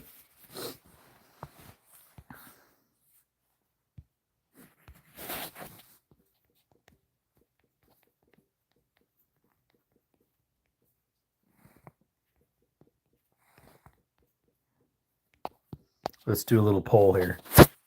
Ready? Here we go. Here we go. Let's do a little poll here. I want a Austro-Hungarian 1870 revolver in 11.3 by 36. That Astro back then? CTD says, I am with you on that. Yeah. Is white chocolate real chocolate? I just put a new poll up right there. Did it come up? Did the new poll come up? Wow, that foot is itching. Is white chocolate real chocolate? You got a poll up there in the corner. I suppose it's up there. I don't know how it works on your end. The Austro-Hungarian Empire. It's weird. I screenshot so many things and then I don't come back later and look at it, which I just screenshot that, the Austro-Hungarian. You said it's chambered in 11.3 by 36. 36 is usually the case length, right? And 11.3 is millimeters? 11.3 millimeter?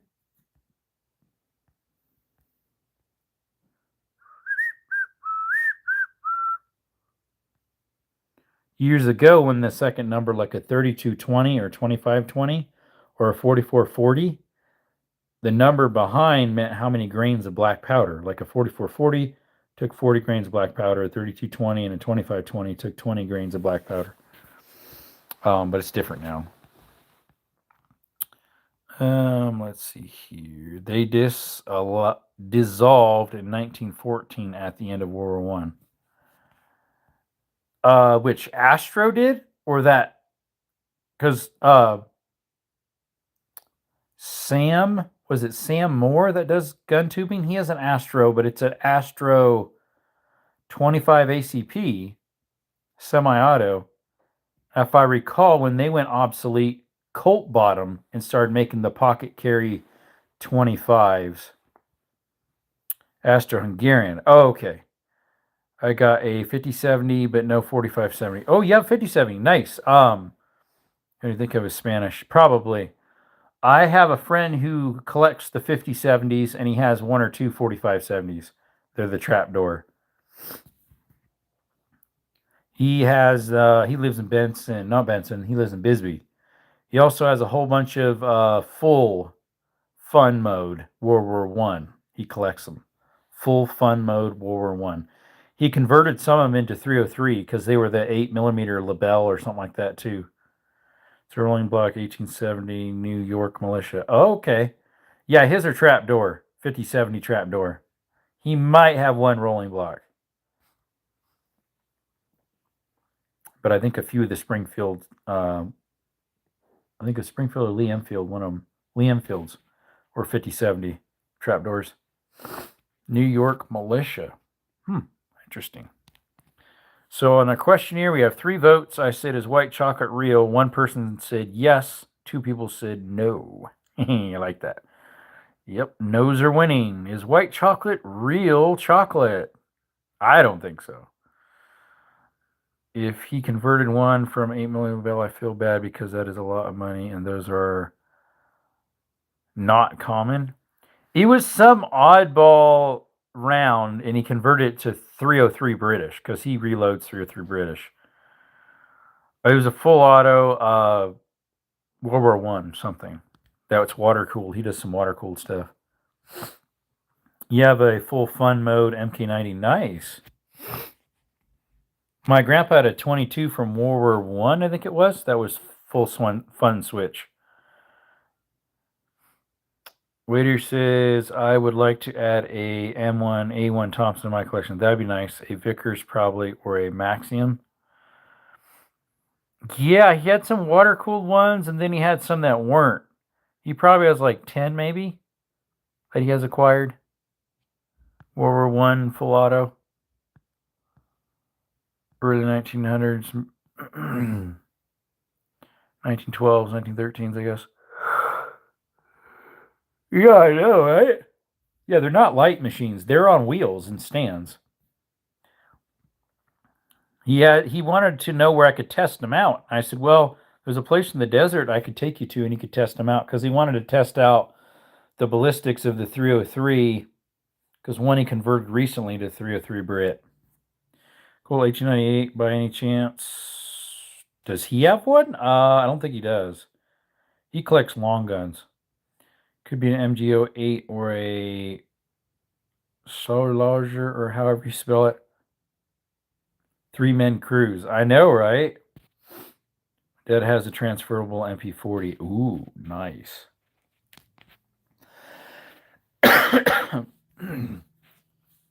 Yeah, these are World War One, so I guess they'd be transferable because they're pre 1980, right? Whenever that ban is. He gets some of his stuff from Tucson, some from Phoenix, a few from other states. But it'd be fun to. He was the one who was going to help me make the 577 Schneider, but I ended up making it myself. I know a guy that has about 70 to 90 guns. He's a dealer, though. That's about how many I have, and I'm not a dealer.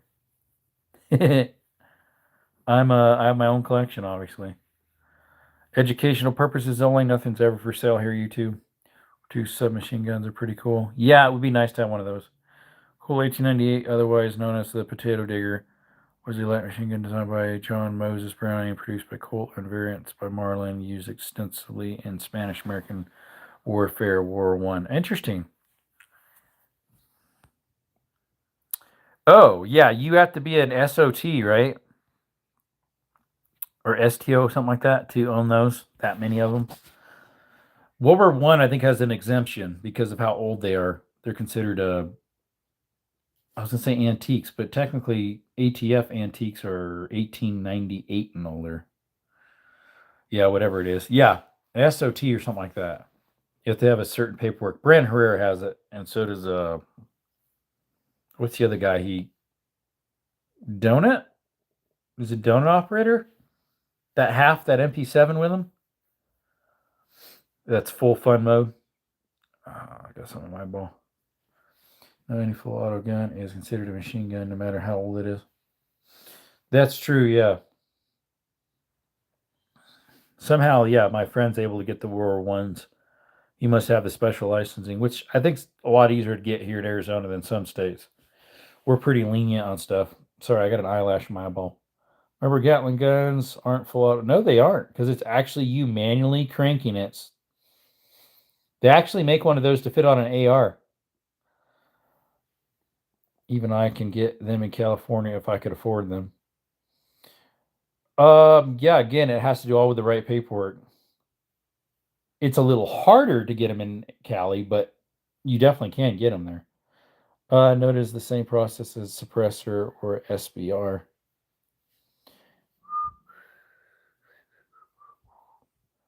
Although you don't have to pay anything for those versus the other you would, an STO. You'd have to pay a tax stamp for full auto, I believe. What's up, Leon? Versus suppressing an SBRs you don't right now, or SBS. Leon Pavo, how you doing, bud?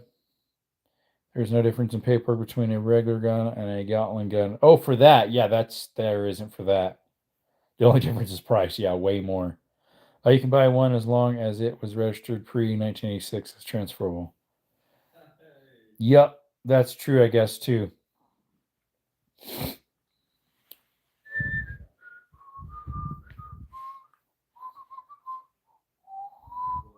And then the value is just outrageous. anything pre 1986. Guess that's when a law passed or something. Now anything after that is what, military only or something? Sorry, got a yawn going here.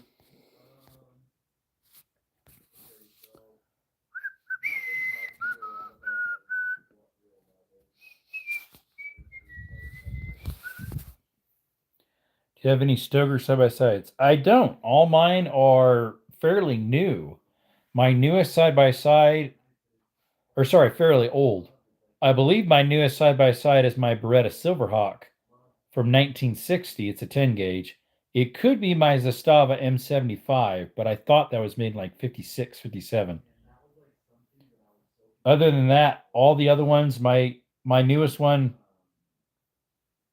the next newest one would be from like 1912. It's made in England. It's a F Williams. I fired it the other day on some shorts, and my nephew did too. Except although that short did not get saved, my nephew, for me firing it, didn't save it accidentally.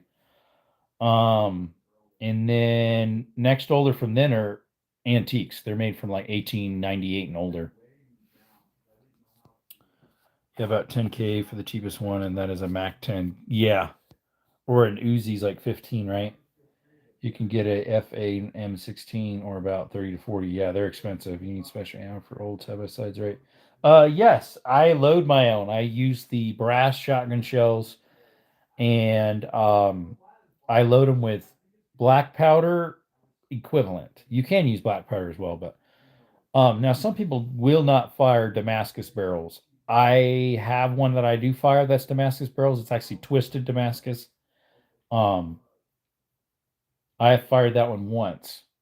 And then my other one that's laminated steel, it's a little bit different. It's after they got away from twisted Damascus or quilted, because I have one that's quilted too. It needs I'm refinishing that one. They went to laminated, and then after laminated, they also during laminated they had another one called compressed steel that I have a firearm in that's made by Eclipse, and then they went to some type of regular old steel of some sort. I'm gonna go. Okay, see you, Camden. Thank you for coming by. You have a good evening. Yeah, I use the brass shells by MagTech, 12 gauge, and I do have some 10 gauge too that are MagTech. Or no, those are Parker, which I was going to use for my 10 gauge lever action. That I need to just purchase the firing pin. It's 50 something dollars for the firing pin. 54, 56, and I forgot what my shipping is. Do I use wax for the tips of the shells? No, I use hot glue gun. So I put my powder. Of course, you put your primer in there, which is large pistol primer, I think, on mine. And then I put my powder. I put the nitro. Was it the nitro and then the wadding, or is it the wadding and the nitro? I forget. And then my shot, and then I put an overcard. On my overcard, I usually put what I stuck in it, like BBs or fishing weights, and then I put how many grains of powder I put in it, and then how many grains of shot I stuck in it, and then I put hot glue gun around it to hold it tight. It seems to work on double barrels. The other one doesn't fly undone with the jolt. I've never had it do it. Hey Taylor, how's it going?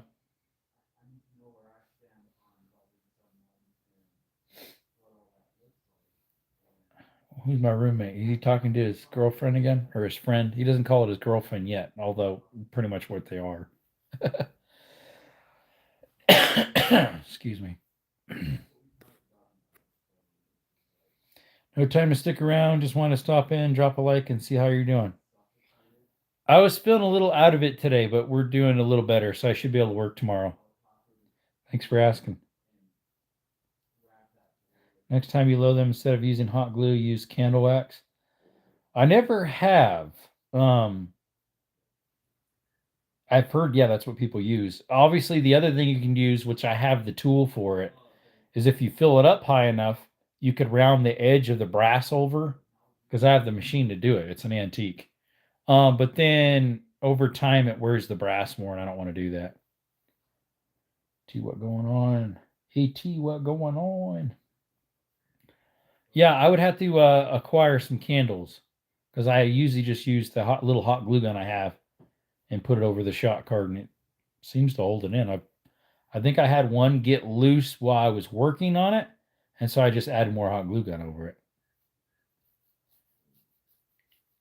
Red Knight says Ryobi.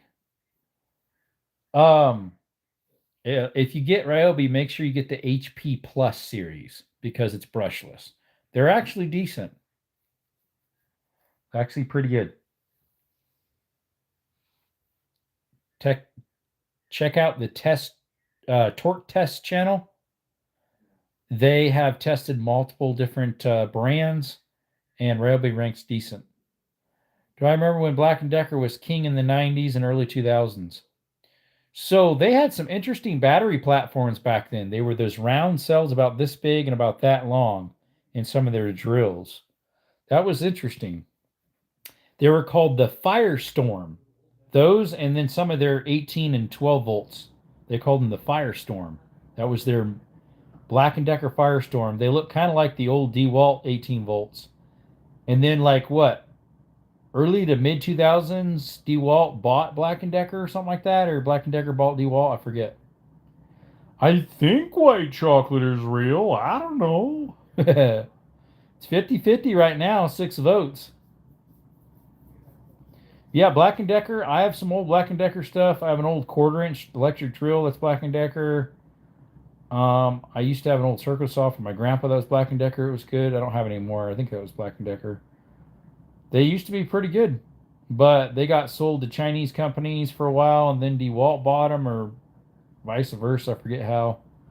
And yeah, they kind of got phased out. They're not really around anymore. They make bits. That's about it. And they make like coffee makers, little vacuum cleaners, and like stuff like that. It's weird. White chocolate meets the dictionary definition of chocolate. I disagree. Craftsman was really good at the 90s. So their battery stuff for a couple years, they had an okay line. My dad had it for a little bit, but he returned it and got a Makita. He had their Craftsman Professional that had die-hard batteries. They were okay then, but then they ended up just being garbage. But then they came back maybe 5-6 years ago, and they actually made their back brushless ones are just barely worse than DeWalt. No joke, because they're made by DeWalt. Portacable ended up being owned by DeWalt too in Craftsman, but they got phased out pretty much. Track Supply used to carry them. Which Portacable years ago used to have like a 19 point something volt one that was junk. I forget exactly, but they weren't that great. But yeah, the current Craftsmans, the brushless actually aren't that bad. I use a .22 hot pink handgun. What is it? Is the Walther 22? They have a pink one. And who else had a pink one? The Cricket was a 22 single shot, but that was a rifle. They had a pink one. Was that the Savage Cricket? I forget.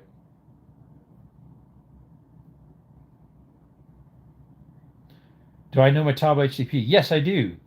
That is a brand that is slept on that I think actually is decent. My brother has a few of his that my nephews use. I think they're a brand that actually is pretty good. Then they have lifetime warranty for the life of that tool model. Once they change the model, well, then it won't be warranted anymore unless they warranty it with the new model. I don't know, but Rigid has a lifetime service agreement. Metabo HTP, which it used to just be called Hitachi Power Tool, not Metabo HPT. Theirs is actual lifetime warranty, which to me is a good selling point, even though a lot of people don't get them. It's a brand that's slept on. I've owned it, but I've never used it. I got it super cheap, and I sold it to my brother for my nephews to use. Let's see. I need a Sig Sauer Rose series. Those were made by what's her name? Milich? What is her name? Her first name? She does competition shooting ever since she was a little girl. She's that one fella's Jerry Mekulich. It's his daughter. She helped create the Sig Sauer Rose. Hey, what's going on, beautiful Earth? Appreciate you coming by. I really like that. I think Papa Pew Pew's bought his wife a 380 SIG. Hey, creator. Cobalt is that Walmart brand?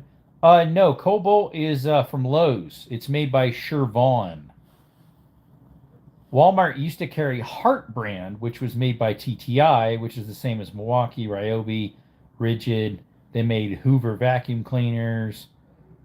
What else did it make? Or maybe that's Shervon. No, Shervon makes that. Shervon makes Skill, Cobalt, Ego, Dirt Devil, Hoover, a couple other brands. But yeah, Cobalt is exclusively sold at Lowe's. They're half decent, especially their XTR. Their XTR is equivalent to at least some of theirs to the Flex, which is made by Shervon as well, but Lowe's quit selling Flex now for some reason. I can see use the pink deco.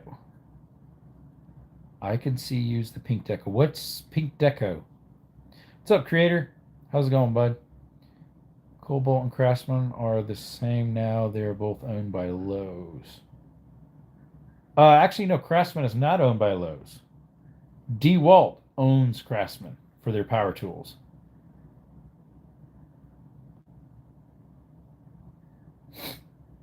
Look it up. Craftsman power tools are made by Stanley Black & Decker DeWalt. That's why ever since they got them and started making them again, the power tools, they actually got pretty good. They're brushless. They're HP. They're Craftsman HP series, I think it's called. Maki does have a nice specialty tools like the Power Wire Fish Tape and Romex Stapler. I haven't seen the Power Fish Tape. I have seen the Romex Stapler. Let's see, do I have my tablet here? Here we go.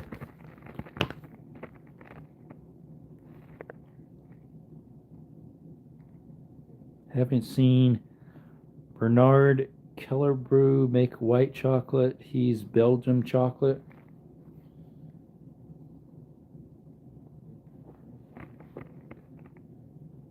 Who makes Craftsman power tools?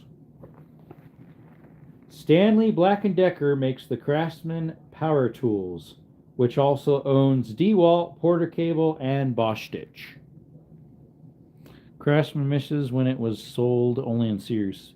Especially I really miss Craftsman hand tools. When they were made in the USA, you could just walk into Sears and exchange them out, you were done. You can do that at Lowe's now. Ace has Craftsman. Osh, that used to be in Arizona or California, called Orchard Supply and Hardware. They got bought out by Lowe's, if I recall. Some of their handles are still okay. Some of them aren't. Yeah, I think so too, AT. Wish I bought a ton of tools when my local Sears liquidated. I think I bought a few things when they liquidated, but not a lot. Let's see here. Here's a little thingy. So Stanley Black & Decker owns a pile of stuff. They own Irwin, Proto, Lennox, Lista, Sidechrome, Porter Cable, Powers, Craftsman, Mac Tools, Black & Decker, and Bosch Stitch. They also have a sub-brand, MTD, Cub Cadet, Troy, Wolf, Yard Machine, Rover, Excel, Hustler, Big Dog, like Hustler, the lawn care company, and a couple other small companies. They own a lot of stuff. Then TTI owns Milwaukee, Rigid, Ryobi, Hoover, Dirt Devil, Empire, EAG, which is Rigid's brand in the Europe, Auric Vacuum, Vax, Stiletto, Homelight, and Hart. Hilti and Makita is their own company. Let's see. Bosch owns Rotozip, Dremel, which they used to own Skill as well. Worcester and some other stuff. Freud, Diablo. Shervon owns Flex Sanders, Cobalt, Skill, Skill Saw, Ego, Devon, and Tron, whatever that one is. Greenworks and Greenworks Pro is owned by Sunrise. Wow, there's a lot of different companies. Yeah, there's all sorts of stuff here. Rockwell is owned by Positech. And Cat is owned by Positech? Interesting. Yes, Craftsman used to be made by Sears, but not anymore. Ace used to be king of the big crafts tool stores. Same creator. Let's see here. Yes, Sears owned Craftsman. They used to, yeah. Lowe's and Ace bought the rights for a while. I think Ace still carries Craftsman too. Supposedly there's still a handful of Sears left. I think it's something like five stores. Something like that. Something like that.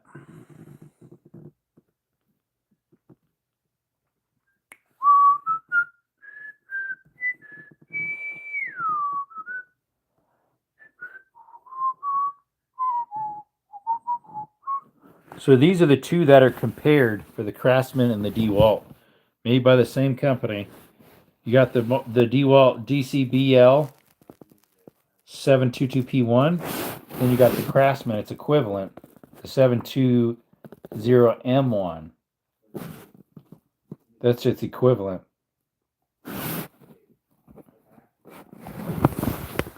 I guess the BL stands for brushless.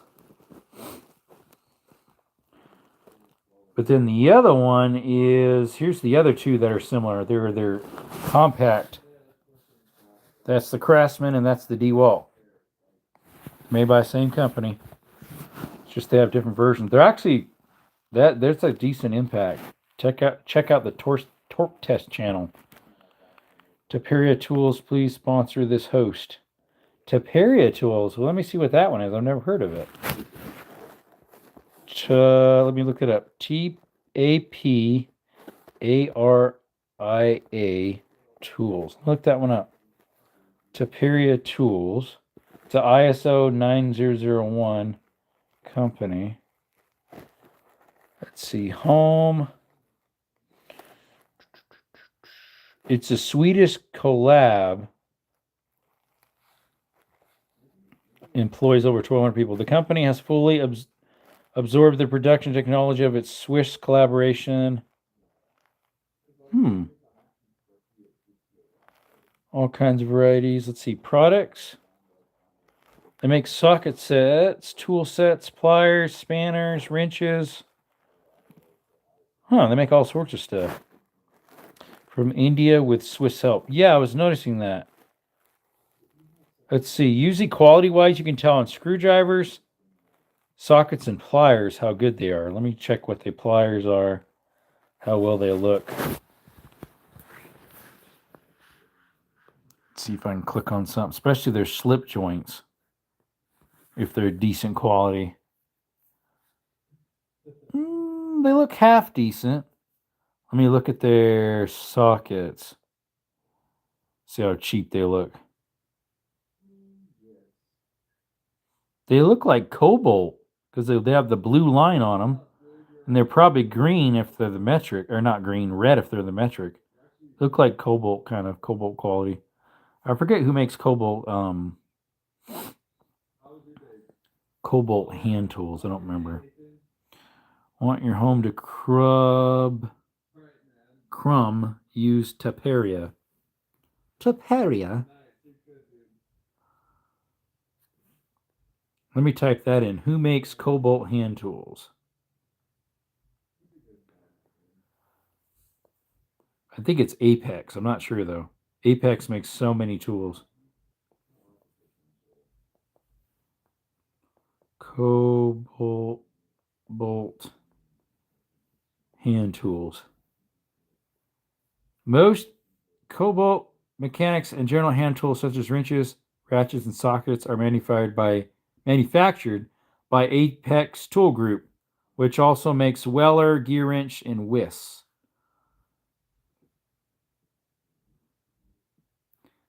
Depending on the specific tool manufacturing organs and past partnerships have also included Williams, which is made by Snap-on, Great Neck, or JS Products. Interesting. Crumble. Oh, want your house to crumble? Use Taperia. That sounds bad. Bad advertisement.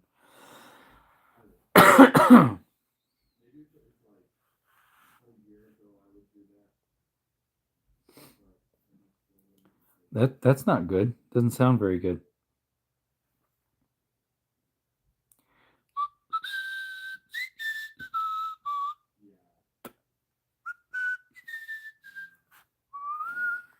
Let's see here. Open in app. Just once. Let's see how I do this here. How do I create an album? I think I push here. Add title, select people and pets, and then select photos.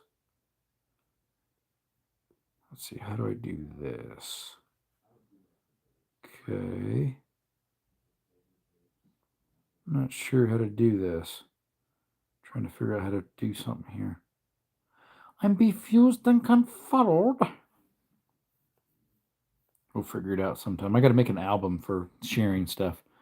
Let's see here. I wonder if the tooling for the old USA made Craftsman still exists. Some do, because there's still a few Craftsman stuff that's made in USA. They're planning on bringing back some USA made stuff, which they did some. It's called the V series. I think some of those are made in USA. The oldest hand tool company in America is C.S. Osborne and Company, founded in 1826. That's cool. The oldest American electric power tool company is Black & Decker, established in 1910. That one I'm not sure.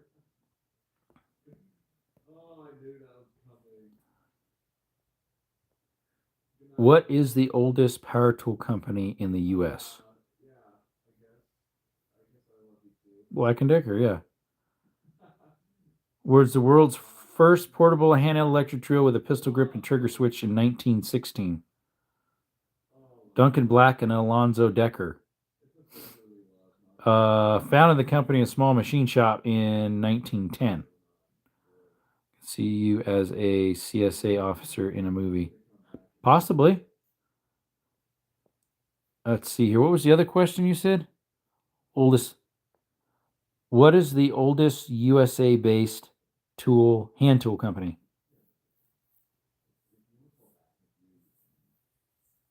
Uh-oh. Mine says a different one, buddy. The oldest USA based hand tool company is the Ames Company, established in 1774 by Captain John Ames. It's interesting. Ames is actually still around, I think. But I don't think they make tools. It's more like garden hoses, maybe. It's the same company. Forged America's first shovels, which were later used during the Revolutionary War. Well, Ames takes the crown for the earth moving and garden hand tools nowadays.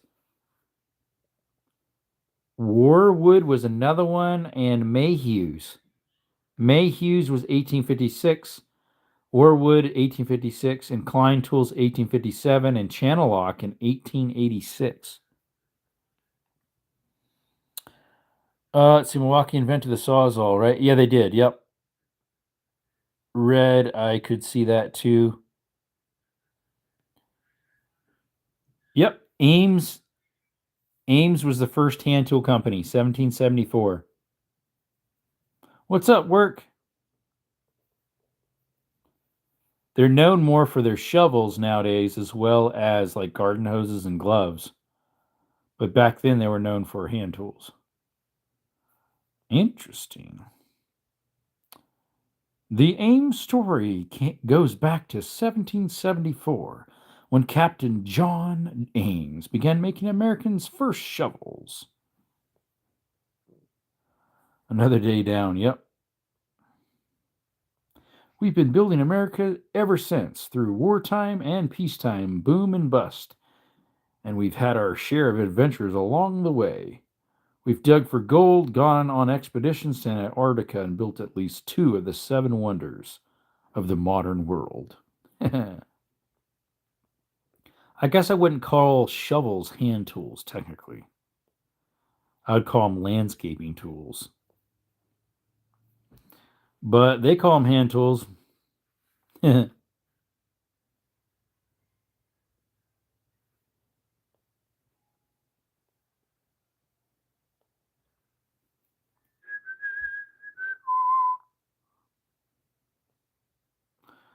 SK, Unmaking an Empire, the century-long rise and fall of SK hand tools. I know that's sad. The rise and fall of Craftsman, the Sears tool empire that lost its soul. The only 7 USA tool brands built to last generations. Well, it used to be USA. Founders of the Fiend Company. First portable handheld electric drill was invented in 1895 by German brothers Wilhelm and Karl Fiend. You spend so much money on what? What's up, Mr. Rich? Welcome back.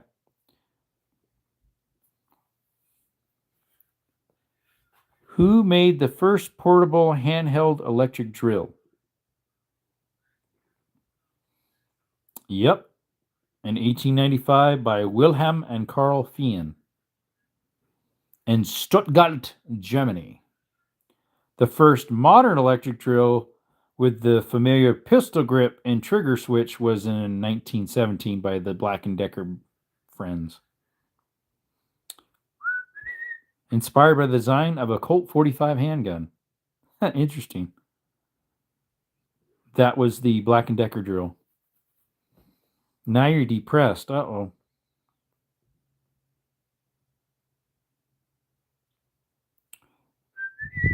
New Chan and a ring lost of drinks and snacks.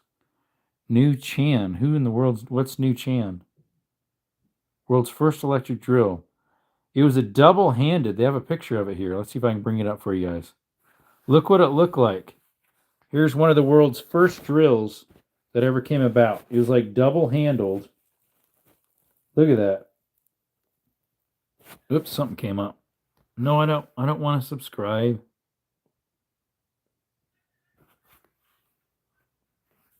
Right there. Pretty cool looking.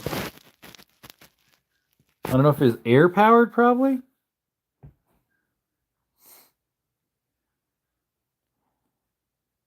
G2 by, what's up, Willow? How's it going?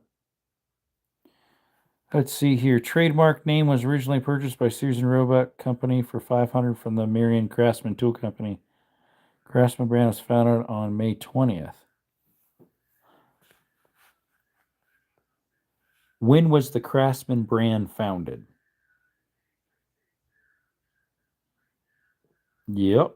When Sears and Roebuck registered the trademark, the head of the Sears hardware department, Arthur Barrows, purchased the rights to the name from the Marion Craftsman Tool Company for $500. Sears officially registered the trademark in 1927. The first Craftsman socket set was introduced in 1932, and the brand was acquired by Stanley Black & Decker in 2017. How sad. Have you ever seen those two-stroke drills? It's a drill attached to essentially a weed eater engine.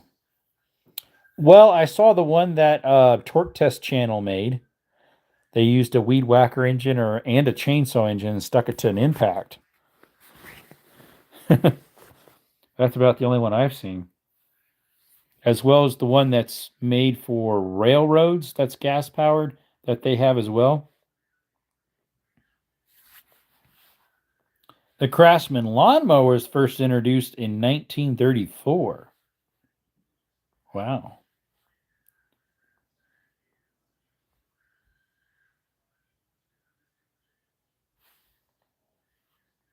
Let's see about now what they say about Craftsman. I miss Marshall Field. They gave free expensive, very good chocolate. What does it say now about the Craftsman company now?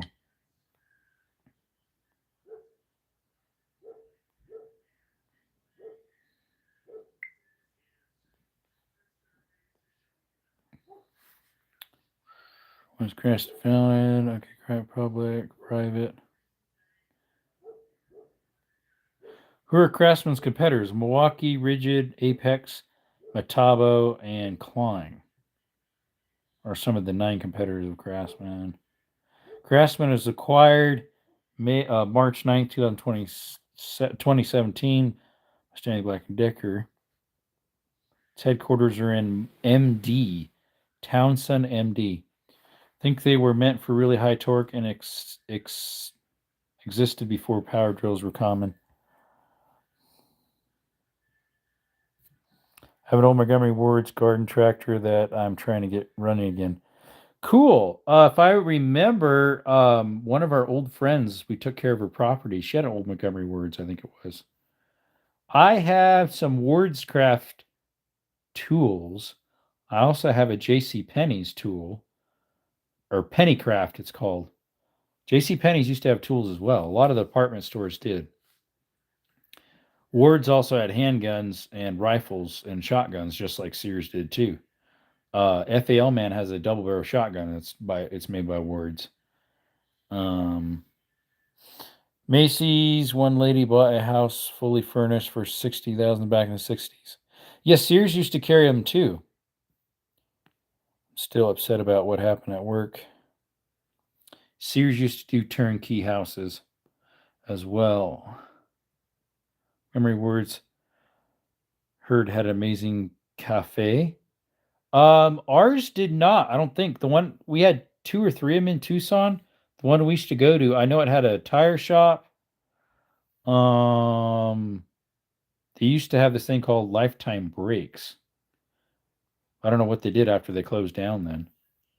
They had closed. They used to have if I recall, they had a video rental spot. I don't remember all else what they had. A couple 70s Toyota stamp wrenches and a couple Mercedes-Benz stamp ones. Cool. No one does houses like that anymore, and they should. Mail order, pretty much, houses? Yeah, it'd be kind of cool.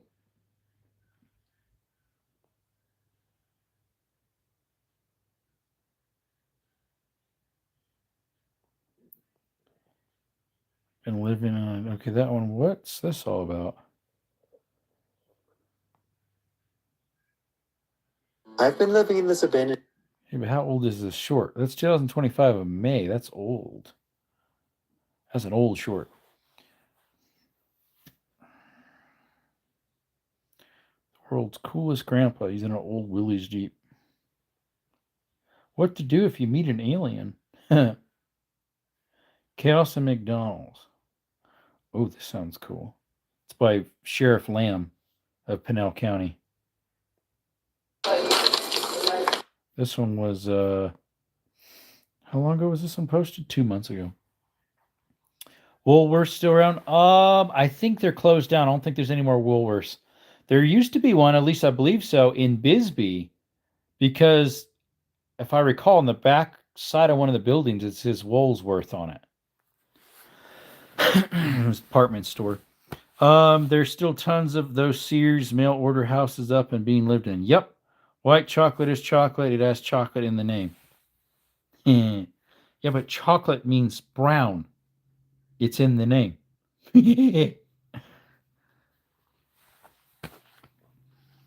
In my book.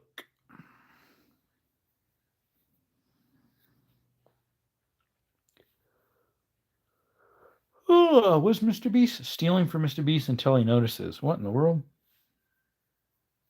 That's weird. It was posted 7 hours ago. It's a fundraiser. That's me, stealing one of Mr. Beast's most prized possessions. Oh, it's his 1 billion subscribers diamond, or whatever that is. Ruby something. Rex on YouTube. Prize possession auctioned for Make-A-Wish. Interesting. All right, what we got? In Australia, still around. You know about the San Diego McDonald's shootout. What was that one I heard recently? But it was a stabbing. It wasn't a shootout. It was somebody that kept bugging him. I think I just saw a YouTube short about it. Or not a short, a video. Some for stabbing that happened.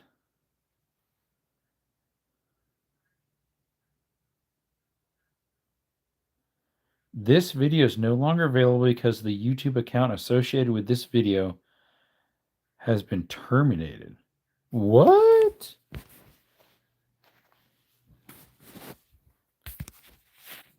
This video is no longer available because the video account associated with this video has been terminated. I think that was, what's his name's? J-Max. That's weird. Anyways, FDA classifies it as a chocolate as long as it contains at least 20% of cacao. Interesting. White chocolate is legally technically chocolate because it contains cacao butter, which is a fat concentrate directly from the cacao bean. Got a question seriously. There are 4 people using the same bathroom. The one guy brings in a different girl all the time. All 4 are gross out. Tell them to quit. There are 4 people using the same bathroom. The one guy brings in a different girl all the time. What's up, Dust Cover? I actually was thinking about you a little bit ago when we first started the live. So he's bringing a girl in with him in the bathroom? That's not for the workplace. That sounds just like that's uncalled for the workplace. Yeah. 1987 happened if the cops came 10 minutes earlier and pew pew the guy, nobody would have passed away. He does cover. Remember that guy that stole the M60 patent on San Diego? I'm not sure. All bad, I hope. Russell, a 4-way? Yeah, I don't know what was happening there. That just seems weird. All Woolworths still around. While the original 5 and dime store closed in the U.S. in 1997, the U.K. in 2009, the Woolworths brand still strives in several international markets today. These remaining stores have evolved into modern discount department stores, or in the case of Australia, an unrelated major supermarket chain. Not the same company, then. It's an unrelated company. Huh. It's a supermarket where you're at. In the States, it was a department store. Yeah, that sounds weird, Russell. That sounds like it'd be like it's not for the workplace, whatever he's doing there. Yeah, according to this Red Knight, it's not the same company. It's an unrelated major supermarket. Mr. Rich, no way in you know what? Yeah, right.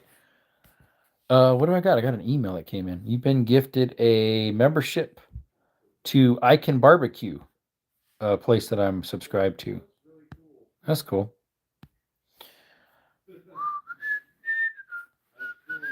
Nate just posted he just gave me a short, a Facebook short.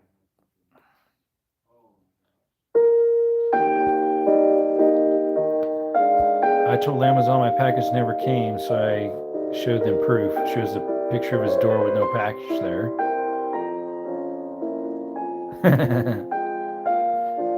That's funny. Show us proof. Me confused. I remember Burger Chief. I've heard about him. Mr. Rich, no way. Okay, I'm confused. He says, you sure do change your name a lot, Rich.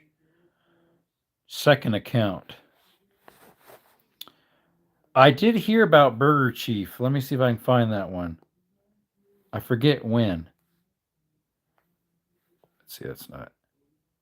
Is Burger Chief still around? No, the original Burger Chief fast food chain is no longer in business. At its peak in 1970, it was the second largest burger chain. Wow. McDonald's would have been the highest, I guess, at the time. And pioneered many fast food staples, including bundle combos and children's fun menu.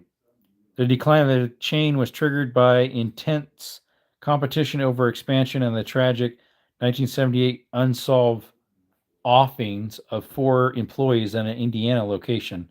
In 1982, parent company General Foods sold the chain to Hardee's. Most locations were earlier converted into Hardee's restaurants or completely closed, with the final official Chief Burger shutting down in 1996. Yeah, I think it was about burger chains that have closed. I think it was a YouTube video I was watching. Let's see. Burger Chief first invented the kids meal forever. Yeah, that's what it was sounding like. Used to be second biggest burger chain. Yep, McDonald's was number 1 at the time. I think 1995, if I'm not mistaken, last location. 96 is what it says. The final official Burger Chief shutting down in 96. Although I thought I heard one or two were reopening recently. This original Chief Burger became a Sam's Burger. Someone posted in 2024. This one got changed to, currently it's called Tacos and Tacos.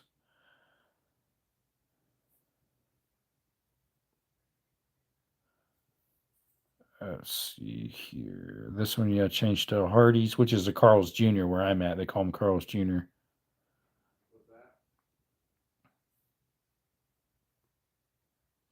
What happened to the original Burger Chief? They all closed down. You ever eat at them? I never did. No, they didn't have them in Arizona that I know of. I would have been 6 years old when they closed. Was Burger Chief ever in Arizona? Let me see. Yes, the popular retro fast food chain Burger Chief definitely had a presence in Arizona during the 60s and 70s. Okay, see, I wasn't born yet. I was born 1990.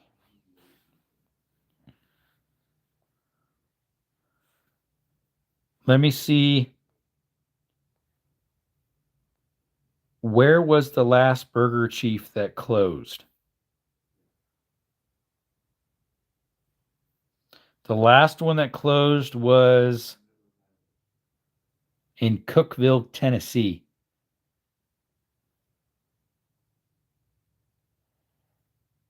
Do you remember what it was like in the 90s? Of course I do. Gas was $1.45. No, it was cheaper than that. It was in the 80s and 90s.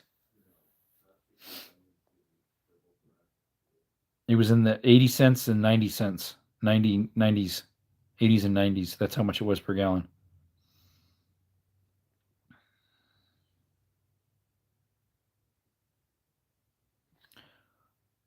Well, this one says I visited the last Burger Chef. Oh, this is Burger Chef, not Burger Chief.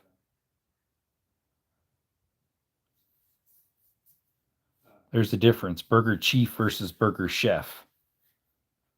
Is there a difference? Till tonight, I never ever heard of Burger Chief. Well, there's also one called Burger Chef. That one changed in. That one closed in 96, but there was also Burger Chief as well.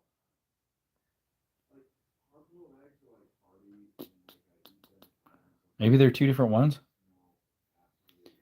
Those prices are messing me up. I thought you liked Danger. I do. Wish I could have tried Sandy's. Sandy's Burger? Yeah, I heard about them too. When did Sandy's Burgers close? Yeah, that was one that I heard of about as well in my in some of the videos about burgers. There's still one open. There's still a Sandy's Burger in here's one in, was it Texas? Austin, Texas has one. It was started in 1946. They were known for frozen custard, kind of like Culver's. He has Hookers here. I don't have Hookers. Red Barn Burgers. We don't have that one. We have Red Robin Burgers. Yeah, I like Danger. One who closed in 96 were famous. Redo vote. I misclicked. Let's see. Yeah, it shows there's one here, a Sandy's Burger in Austin. They're closing soon at 11 p.m. It's almost 11 there. That's why. It's called Sandy's Hamburgers. It's in Austin. It looks pretty good. Frozen custard and root beer. It's right next to a Whataburger, which we have here in Arizona. I need to try one of those. I've never tried a Whataburger. You have until the end of this song to get as far away from me as possible. What? Sandy's was made by one of the original McDonald's boss's board members. Who invented Sandy's Burger?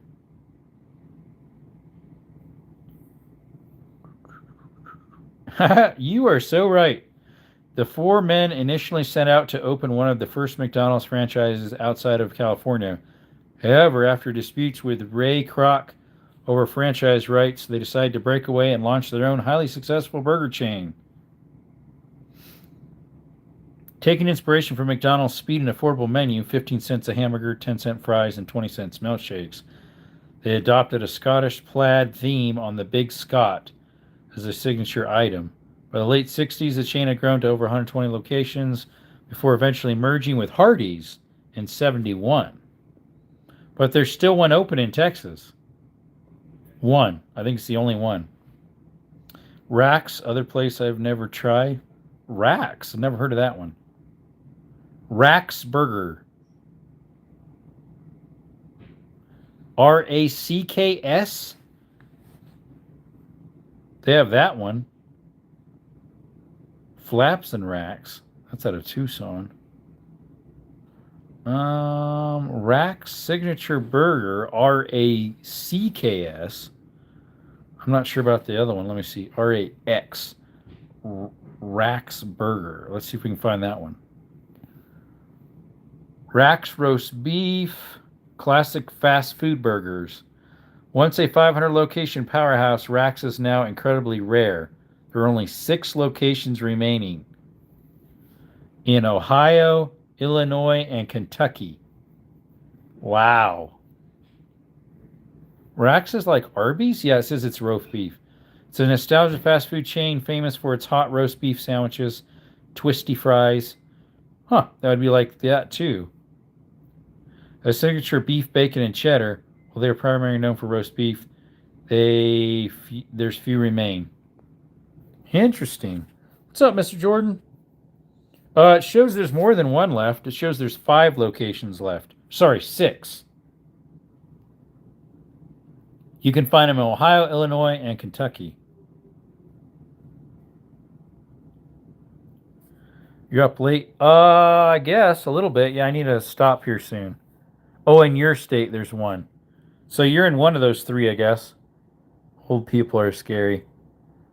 Psychological FD'd as F. I've watched it 3 times. It's creepy. What's creepy? My island friend, my island boy. No. Once proper roast beef chain. Yep, Rax. Man, and it has a picture of the food, and it has some milkshakes. I could go for a milkshake right now or a custard. Only one in my state left. You must be either in Ohio, Illinois, or Kentucky then, because those are the 3 states. Sorry, 3 states that have it instead.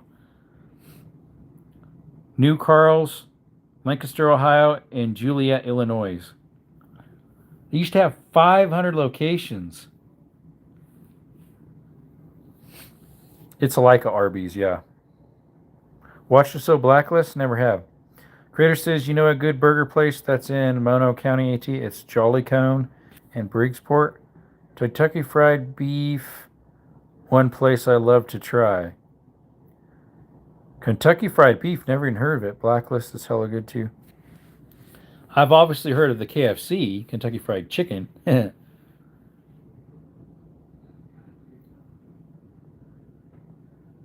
Kentucky Fried Beef Restaurant. There is no active Kentucky Fried Beef restaurant, but you are totally likely thinking of Kentucky Roast Beef, also known as Kentucky Beef, a short-lived spin-off restaurant chain launched by Kentucky Fried Chicken in the late 1960s. 1968 was founded by Colonel Sanders. It was called Kentucky Roast Beef and Ham. Tested stores in Las Vegas.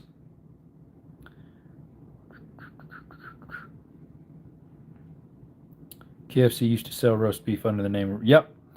Never stopped in Bridgeport, so I don't know the food there. I think I know the barbecue place in Walker that you're talking about. I used to go fish in Bridgeport. I think I've been to Bridgeport. Is that in California? Or is that in Oregon? Bridgeport, California.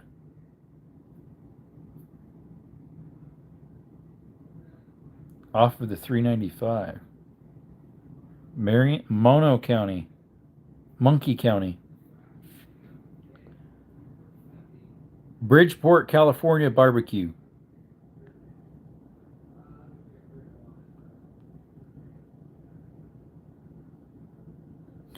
Oh no, you said it's a burger shop. Bridgeport, California burger shop. Jolly Cone, there we go. Well priced and decent burgers. Let's see what their website says. Jolly Cone burgers, burritos, and ice cream. Right next. They also offer massages. Right underneath it's a thing that says massage. Coupon code available by Capital One Shopping. Let's see what they say for ratings. 381 reviews, 4.6 stars. It looks like a nice mom and pop burger shop. I like that. I like supporting stuff like that. Snow cones, $1. Let's see, then you said in Walker there's a barbecue. Walker, California barbecue. Mountain View barbecue, that's in Walker. Is that it? Mountain View barbecue?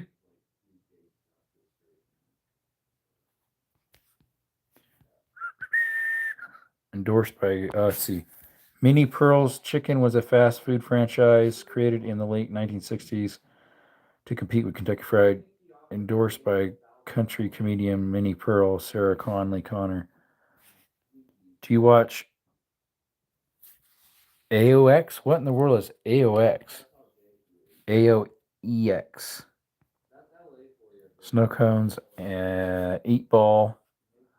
Maybe it's been like 6 years. Yeah, it's called Mountain View Barbecue. When I typed in barbecue Walker, California, and it's called Mountain View Barbecue. Is this what the sign looks like? Does that look familiar? State Lucky Wishbone, especially in chicken. Yeah, we have Lucky Wishbone. Yep. Original Hamburger Works. Never heard of that one, but yeah, we have lots. We have lots of Lucky Wishbones in Tucson. Yep, I've been there. It's delicious. They have some of the best brisket I've ever had. Nice. Original Hamburger Works. What's that? That's a burger joint? Original Hamburger Works restaurant. Oh, where's that at? It's in Phoenix. I'm not near Phoenix, but that looks good. I'm like 3.5 hours from Phoenix. Restaurant known for its mesquite broiled hamburgers. Nice. That sounds really good. If I'm in Phoenix, I gotta find this place. Let me switch the camera again and screenshot this. Oops. There we go. Hey, 12 people in the chat. If you are new to the channel, please subscribe. We do outdoor content, hiking, cave exploring, mine exploring, rappelling, and awesome shooting content. Partner made me turkey sandwich with cheese. Sounds good. Could I have one? Yep, I've been there. It's been delicious. Phoenix Staple has been serving mesquite royal half to 1 pound burgers. Yep. I like how we are talking about mom and pop restaurants. That's what this one is too. The original Burger Works, Hamburger Works. There was one called Big Mama Burger in Singer, California. I think that's what it was called. That was pretty good. Now, there was another one in Fresno that was called the Outback or Outback Burger, but that was a food chain. They were really good. Big Mama Burger, Singer, California. Yeah, it's called Big Mama's. They got really good fries too. And then there was another one called Super Burger. There's like 3 or 4 of them. They were really good. Their fries were awesome too. I could go for one of those right now. I'm so hungry. I could order a burger right now. Yeah, we have a Sonic. I get their smash burgers. Best chicken fried steak I ever had came from the Auction Yard Restaurant Alturas. That is very good food there. I've been there before, if I recall. Auction Yard Restaurant, Alturas, California. No, I haven't been to that one. That's the one by the auction yard. That's not the one I went to. The one I went to was in town by the four-way stop. The light in the center there. Steak restaurants in Alturas, California. The one I went to is Wagon Wheel. Wagon Wheel restaurant, I believe. I think so. It could have been Brass Rail. Let me see. I'm zooming in here. No, it's Lazy Bee. Lazy Bee is what it was. Lucky Boy Phoenix opened in 1957. Lucky Boy Restaurant, Phoenix, Arizona. Let's see, they do hot dogs and fries from 19. This one says 1951. Fries, shakes, old school burgers, has a homemade taste. Yeah, this says 1951, even the picture. Phoenix Favorite is famous for its retro vibe, thick shakes, and classic. Yep. You guys have A&W? Yes, we do. Lucky Boys Phoenix opened in 1957. Favorite is famous. Okay, that one I read. I have an A&W. Been to the Wagon Wheel too. It's good food. Mick Alpine's Diner and Soda Fountain. So you got vintage hamburgers. Mick Alpine's Diner and Soda Fountain, Phoenix, Arizona. Let's see. McAlpine's.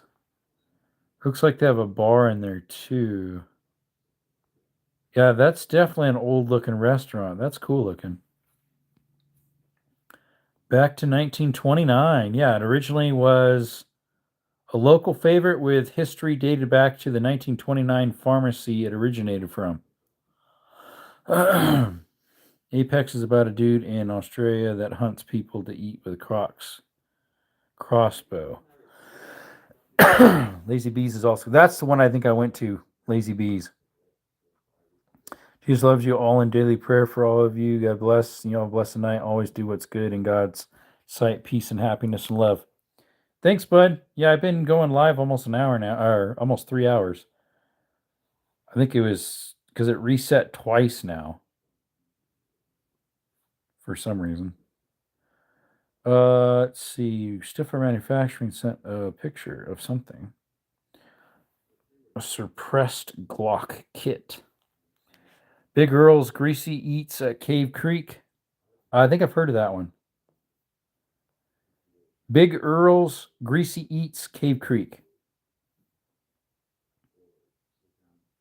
That's a neat mom and pop looking one. That's an interesting looking bun they have on it. It's got like cornbread crumbled on the top. There is a mom and pop hot dog place I want to check out in Bisbee, Arizona. Hot dog joint in Bisbee, Arizona. It's called Jimmy's. Jimmy's Hot Dog Company.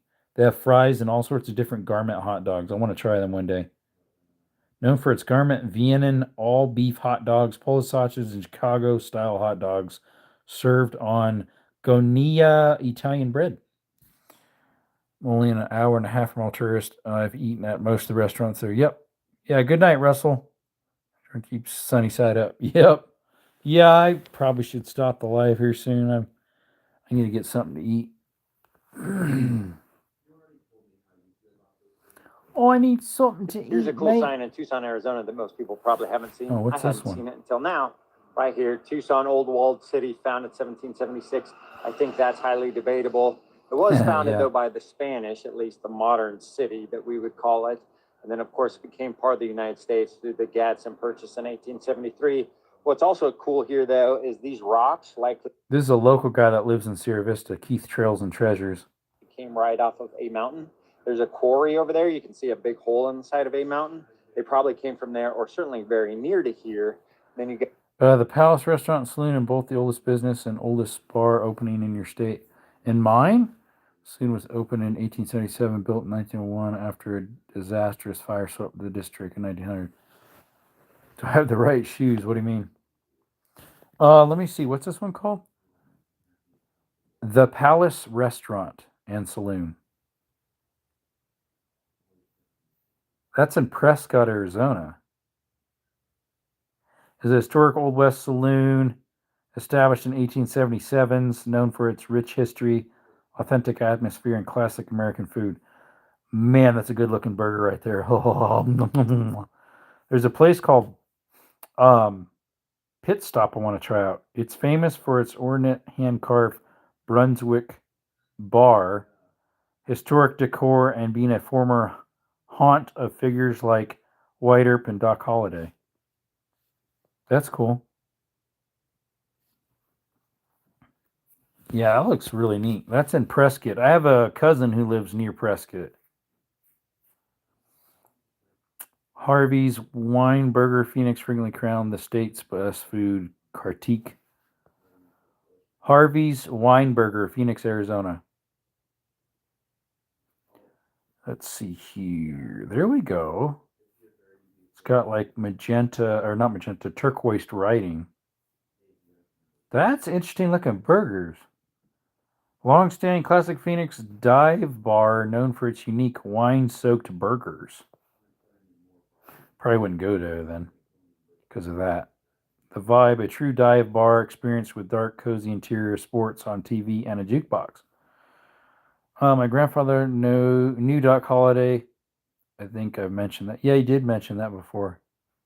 The actual Doc Holliday, not Val Kilmer Holiday. Having to go to bed too. I'll catch you next time. Yeah, I need to go to bed. It's past 9:00. Appreciate you all coming by to our channel, Desert Army More. Thank you for the 11 jewels and the 35 likes. Appreciate you all for coming by. So Russell at a dive bar. I would think somebody slipped something into my drink. I know, right? You have a blessed day, blessed night, blessed rest of your life. Remember, you can never go wrong serving Christ. He is the way, the truth, and the life. No man cometh through the Father but through Jesus Christ. Appreciate y'all. Till next time, folks.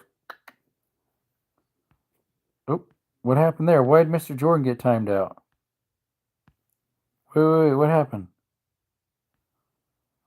Hey, wait, what? Where'd we go? What happened?